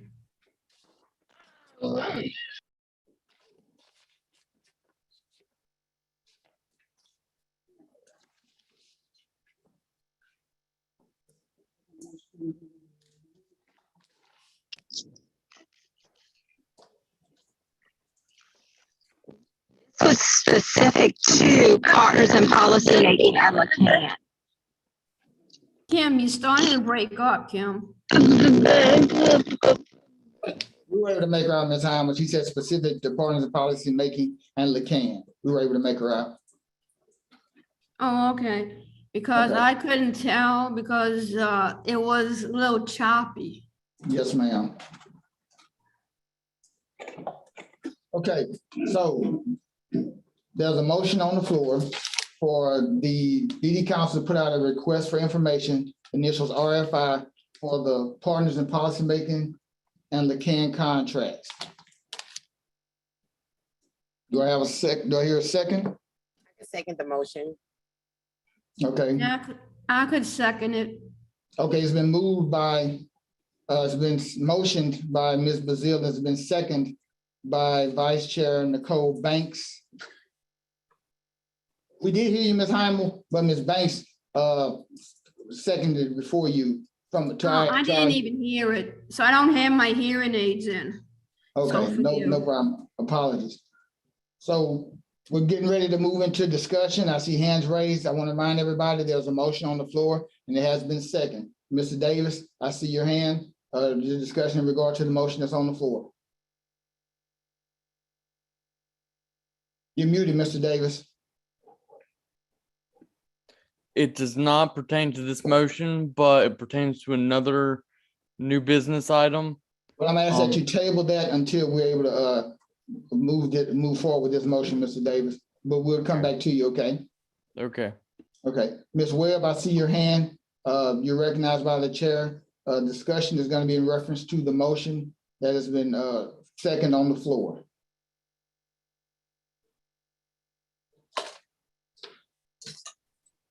Can like someone reword this?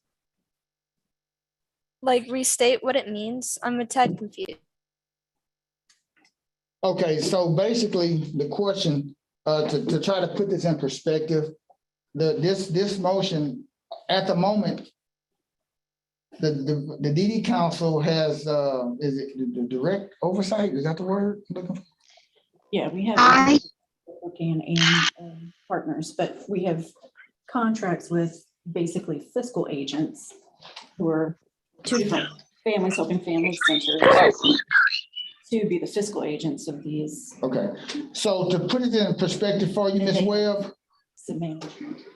okay, these two contracts have other organizations that are the fiscal agent over, they're managing those contracts, which is Partners in Policymaking and LaCan. So this motion would say that we could offer someone else to be basically the manager or the fiscal agent. Explore if there's other organizations capable or interested in being the fiscal agents and managers of these two contracts. Does that answer your question? Yes, sir. May I like ask another though? Yes, ma'am, you have the floor. You can ask a question. Why would we like give away these contracts when they're effective already? And like, don't we actively like use LaCan and interact with them? It just doesn't really make much sense. May I? I yield the floor to Ms. Bazil since she made the motion. Maybe she can bring a little bit more clarification for you. Ms. Bazil? Yes. So I'm not saying that we stop working with LaCan or that we stop doing Partners in Policymaking. All this motion is requesting is that the people that are supposed to administer and run the contracts, that we look at other entities that could possibly bring a fresh set of eyes, a better way to do things. It's just best practices to, keep everything fresh, that you put contracts out for bid every few years. And it is my understanding that the LaCan contract was awarded around 2016, and it has just been consistently given back to the same FHF that runs it. And that it's been well over 12 years that the Partners in Policymaking contract was handed out. And that too is just given back automatically each year without ever going out in the state to see if there's someone else that could possibly run it better, manage it better, maybe, cost a little less and do a better job. And I'm not saying that anyone has done a poor job and that anyone can do it better. I'm just saying, why not we go see if there is someone? Okay, but aren't we like, there's a phrase that says don't fix what isn't broken. Is there like a specific thing you have in mind? Is there any specific thing that's like wrong or that needs to be fixed? I don't know that there is anything wrong or that needs to be fixed. All I'm saying is let's go out and see if there's a better way to do it. And if there isn't, is there even a better way to do it? Well, let me interject right here. That's the whole purpose of there being a vote. That's the purpose of a motion. This is just to put this in context and remind everybody, this is a motion, which is basically considered a suggestion until it's voted upon. So I just wanted Ms. Bazil to kind of put it in context for you, Ms. Webb, but I don't want you to get into a dialogue because we still have other people who are going, who have other questions, and some of your questions may be answered through their question. So I'm just asking that you be patient for a minute. I'm gonna recognize Ms. Hayno. So Ms. Hayno, your hand is recognized. You have the floor. I think I need some clarity because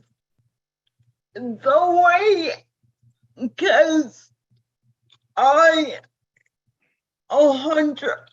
concur with the idea that we may or may not need a pair of fresh eyes and you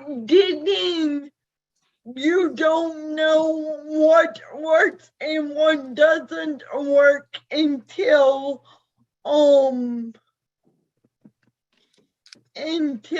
you try. But I was always, or the way I always understand it, and this is what I need clarity from either you, Kim, or the staff, or whoever, but I thought, like, because LaCan and FHF were, not FHF, PIP were so intertwined with the council that the fiscal, like, I could be wrong. I just always assumed that your hands were tied, but that there were only certain avenues you could take as a fiscal agent for PIP, since this is such a specific program. Because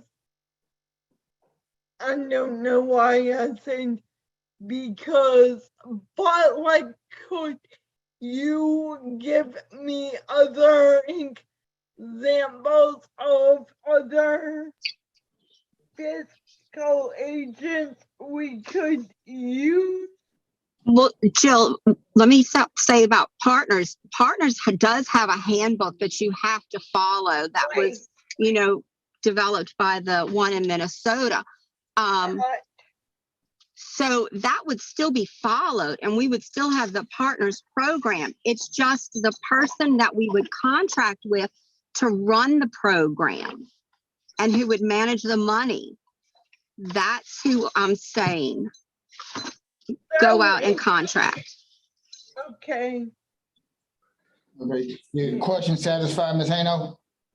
I don't think so, but I don't think I'm asking the correct thing.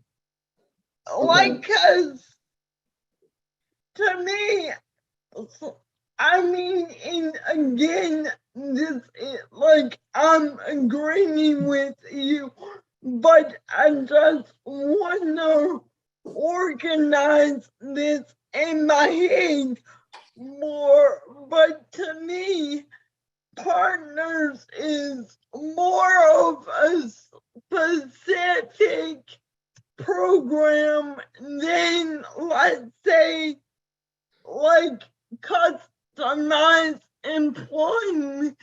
Maybe I'm wrong, and like, I thought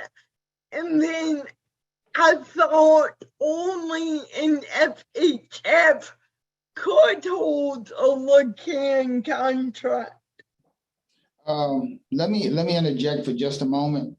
Hold that thought, because we're not saying, the motion is not suggesting to get rid of the programs. The motion is only suggesting explore other fiscal agents. So that, I hope that brings a little bit more clarity. Point of order. When is the appropriate time to object? Do we do it after discussion or do we do it at any time? I don't know. I think it's after After discussion. Okay. Yeah. After discussion. Okay, Mr. Davis, I see your hand, and then Mr. Iddens, I see your hand, in that order. Ms. Davis, you have the floor. It's not regarding this one, it's regarding after this. Okay, if you will, Mr. Davis, just take your hand down until we come to the topic of your interest. Mr. Iddens, you're recognized by the chair. You have the floor. I just have a quick question. How did Families Help and Families Southwest Louisiana ultimately become the fiscal agent for LeCan, and additionally, Crossroads, Families Helping Families at Crossroads become the fiscal agent for Partners in Policymaking. Was there a RFP that went out years ago that these folks bid on this opportunity to be the fiscal agent? How did they wind up with the contracts? Is there any staff that can answer that question from Mr. Edens? I don't think there's any staff left from that time. Well, I don't know, Brenton might know. He would be the but only one. As far as like, He just screamed that he's coming. At the they moment, already held the contract. at the moment, Mr. Edens, this is something that was put in place prior to any of the current staff or council to be able to know. Partners, yes. I don't have information on Partners as to how that contract went to Crossroads. For LeCan in 2016, it went to Families Helping Families of Southwest because they responded to the proposal that we put out. It's my understanding they were the only ones that responded to the proposal. Historically, LeCan and Partners has gone to our FHF centers that have requested. So in the past, prior to the merger of LeCan and Lateach was our education network. Another FHF center handled LeCan, that was in Northeast. And then I think it was Southwest that handled the Lateach piece. It was combined into just LeCan, and FHF Southwest took it over, and they employ our LeCan leaders. Well, and at that was the time that proposal was submitted, FHF of Northeast actually sent a letter of endorsement for FHF Southwest, saying that they were perfectly fine with not using or not having that contract anymore.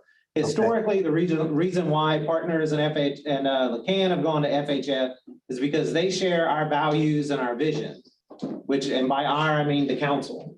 So if you look at other individuals or entities that might request to take over those contracts, I mean, that's going to be something that you are going to have to look at very closely and to look at their track record of what they've done, because we need to make sure that whoever holds these contracts are going to be in line with what the council stands for, advocates for, and the work that the council does.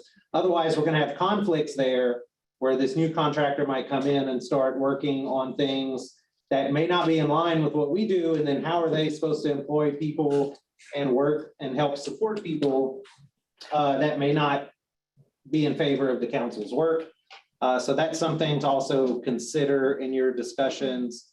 That's a little background history lesson. okay. Well, thanks for that, Brett. Thanks for that, Brett, because what my point was a proposal went out and we only had one person respond to the RFP. It kind of goes back to, if it ain't broke, don't fix it. And these folks have been doing a good job for years. And if there were some issue with charging too much money or mismanagement of funds, I mean, those issues would have already come up and been addressed. And so I really just don't see any reason for the motion, but that's my take on that. Thank you. Thank you, Mr. Edens. 1 minute, I need to bring a correction. I was just informed by the parliamentarian, Ms. Polozola, you do have the opportunity, you do have the option to object anytime during discussion. My apologies. Object. Objection noted. You object to the discussion or? Oh, I object to the motion. Objects to the motion. Okay. Okay, Mr. Andrews, you can finish. Sorry, just one thing I had left out. Keep in mind for both of these contracts, you're really looking at purely a fiscal agent as far as, which means they cut the check.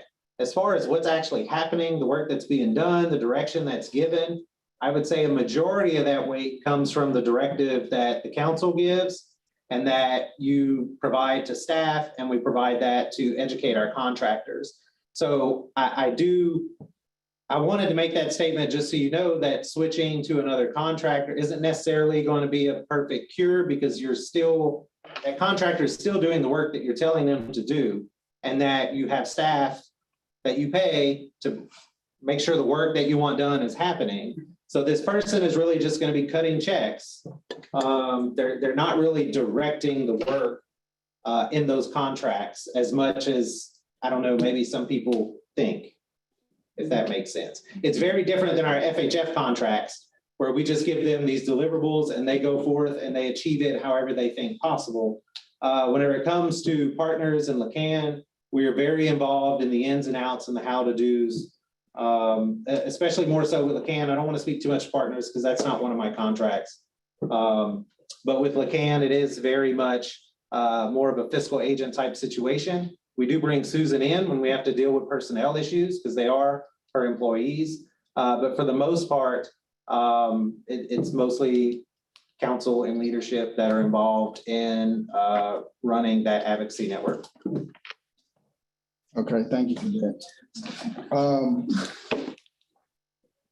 Ms. Hano, I see your hand. You're recognized by the chair. Okay, so it does not necessarily, the fiscal agent for LaCan and Pip can be whoever we want it to be. Like, it doesn't have to be an FHF center, does it?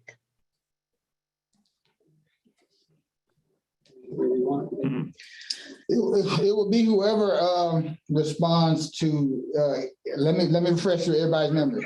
There's a motion on the floor. And if the motion is to pass, because I'm about to call a vote, depending on where the motion stands,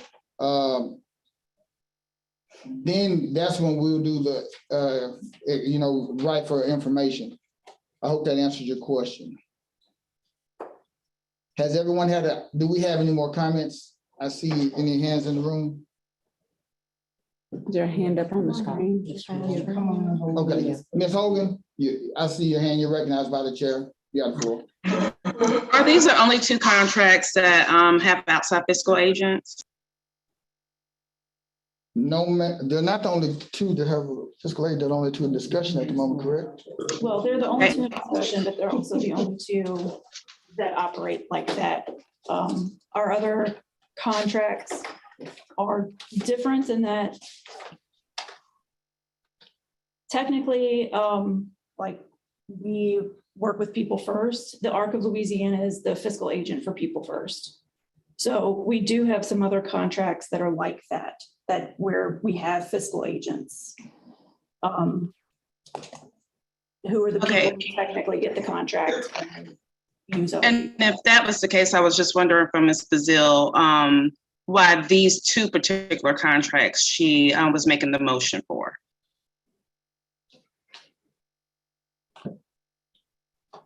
I'm sorry, I missed that question. So since there are some other contracts that have outside fiscal agents, I was just wondering why these two particular ones you were making the motion to do the RFI opposed to all contracts. Because these are two of our largest, and these are two that I know for a fact that had not been put out for bid in a couple of years. In fact, 6 or more. Thank you, Ms. Brazil. Ms. Webb, I see your hand. You're recognized by the chair. You have the floor. Yes, sir. I believe I'm not completely sure, but did I hear someone object this motion? Yes, that is correct, Ms. May I second that motion or the objection to the motion? Yeah, she can also. Yes, you can also object as well. You have any questions? Yeah, I think he's just trying to go back because there was a lot of questions. I think Ms. Kose is asking, is it true that those particular contracts have gone years without RFIs? And I would assume the answer is yes to that question. She also wanted to state for the record who held the contract. So the LaCan contract is held by Families Helping Families of Southwest Louisiana, and Partners in Policymaking is held by Families Helping Families at the Crossroads. But she's also asking to please succinctly explain who that's an administrative decision to select fiscal agents for partners in policymaking in Lacan? That decision would actually just be based upon wherever, if the vote passes, that would be based upon whoever, whoever announces the RFI, wins the RFI.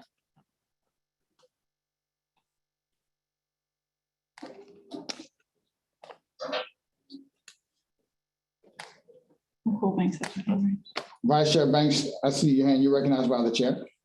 And thank you, Chair, for the recognition. I had a question. I remember Mr. Adams had stated that, or I'm not sure who, don't quote me, I'm not sure. I know somebody said that it was a proposal put out and they were the only ones that bid for it. Was that correct, right?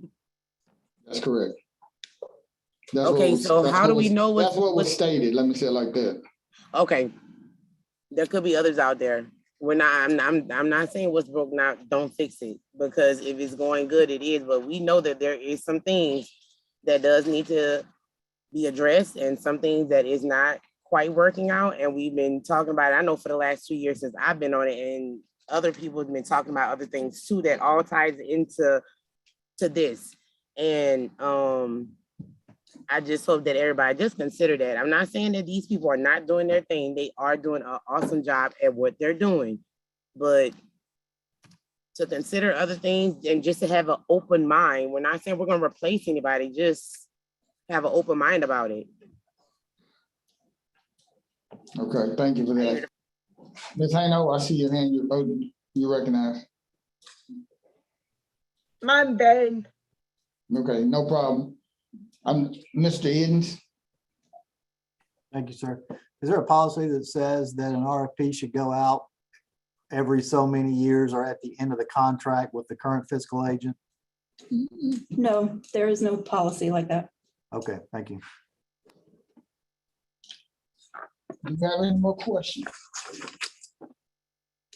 I'm not seeing any in the room. Do we have any more on the chat? So we have a motion on the floor to recap. The DD Council put out a request for information for the partners in policy making and Lacan contracts, motioned by Ms. Kim Bazile and seconded by Vice Chair Nicole Banks. So at this time, I see a hand. Okay. Ms. Heimel, I see your hand. You're recognized by the chair.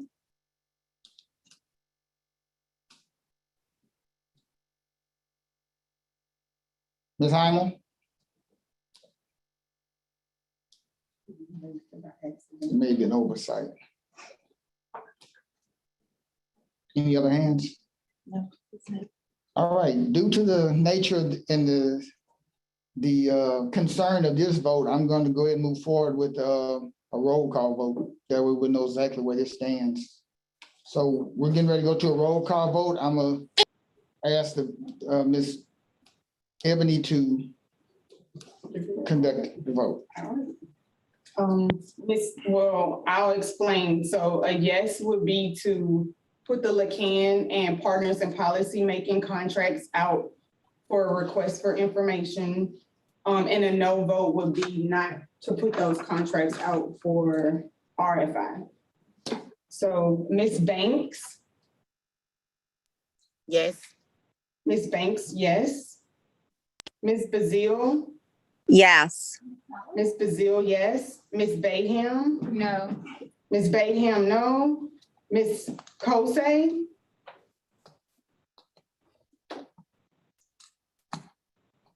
Ms. Kosei, no. Ms. Kosei, no. Ms. Crane? No. Ms. Crane, no. Mr. Davis? I abstain.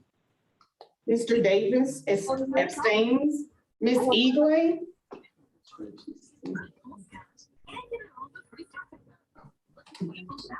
Ms. Gonzalez? No. Ms. Gonzalez, no. Ms. Guidry? No. Ms. Guidry, no. Ms. Haino? Yes. Oh my Haino, God. yes. Ms. Harmon, No. Ms. Harmon, no. Ms. Hogan, Yes.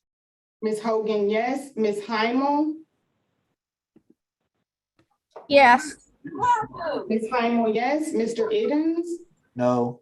Mr. Edens, no. Ms. Polazola, No. Ms. Polazola, no. Ms. Tarver, No. Ms. Tarver, no. Ms. Webb, No. Ms. Webb, no.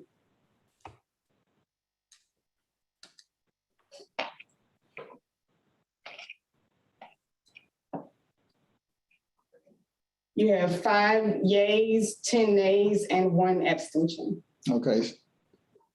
So the motion does not pass. Okay. Thank you very much for your participation in that. Mr. Davis, I know you've been chomping at the bit to present something. Is this a new agenda item or is this something for discussion? It's new business, or I don't know how to define that. Let me ask you this question. Is it something that's inevitably require a vote? Yes. Okay, so with that being said, do I have unanimous consent by the council to present another agenda item? What is the item? I don't really know until I need to. I need to get the consent to discuss.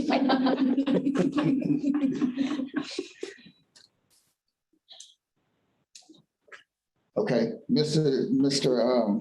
Davis, you can proceed. Yes, so I know some of us, it was mentioned that it was easier to do a hybrid version, or just to go all remote. I don't know if that's legally allowed, but I would like for the legal department to at least, look at it somehow, or I don't know. But I make them, you're gonna have to help me out with this, Okay, Rashad. hold on one second. I already have an answer for you. I think I know where you're going with this one. Before you make a motion, a couple of things I just want you to know. One is, I have talked to the legal department, and they have told me multiple times that we need to be in person. Perfect. All right, never mind. I'm But done. also, there was a motion that happened earlier today that came out of the Education Committee that we're gonna seek an opinion from the Attorney General as well. I remember that. And that's about this issue. So we'll be seeking that opinion too. Okay, well, in that case, then No need for a motion. asked and answered. Okay, listen. Thank you. Before I lose the quorum, because it's 3:30, I want to recognize Mr. Mitch Edens. This is Mr. Mitch Edens' last council meeting. No. And the answer, and I just want to say personally, I've known Mr. Edens for many years. He is a great advocate. He's a good friend. He's one who I know is definitely on the front lines. He does not mind shaking the bushes. He does not mind who he offends, because he knows that the face in front of him is going to give him the results he wants, and he's tenacious as a lion. So, Mr. Edens, I want to say thank you so much for your contribution to the DD Council. I'm gonna yield the floor for you to make any kind of comments you want to make. Well, I tell you, I really enjoy being on the council. Thank you, guys, and I've learned so much from everybody, and I think what I'll take away from this is that you guys have made me a better advocate, and I'm grateful for that. And you've shown me how to really 3:30.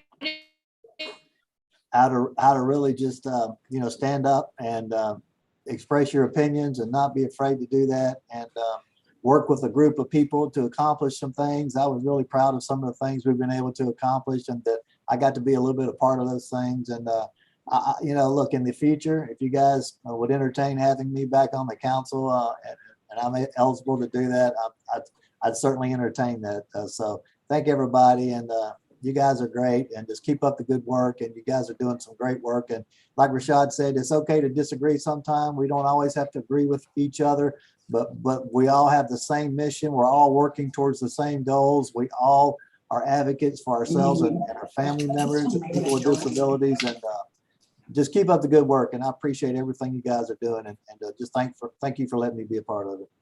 Thank you, Mitch. And look, don't get convenient amnesia when it's time for you to be able to come back to the council. I just want to make sure you're aware of that.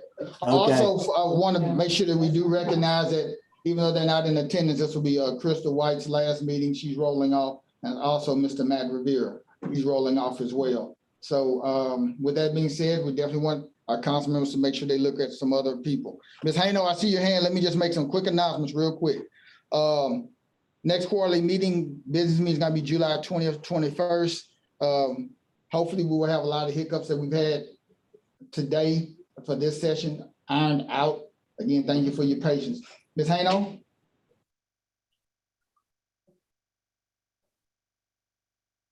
You're muted, Jill.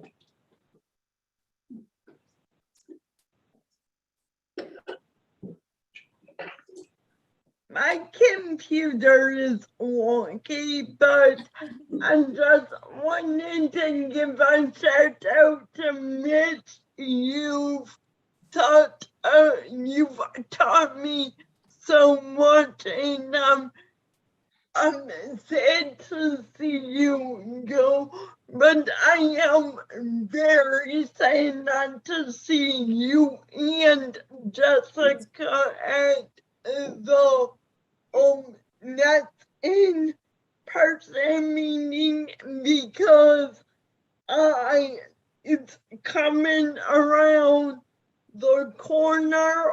But please, thank you for all your knowledge dropped upon us, and give your best to Jess, our best to Jess.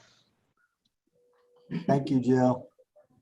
Did I see Ms. Kosei's hand, or did it go down? Yes, it did go down, but Okay. All right, well, I don't see any other hands.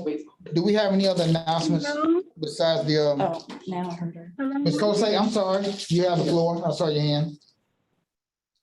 Oh, yes, Chairman, I apologize, but I was getting clarification from the parliamentarian.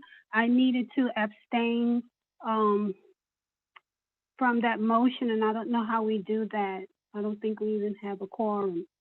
The motion where they were talking about customized employment and Ms. Bayham, there was a motion.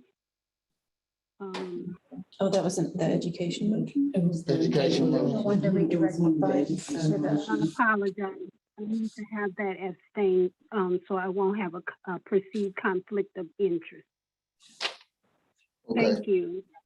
Okay, will you document that? Yes. Okay, it will be documented.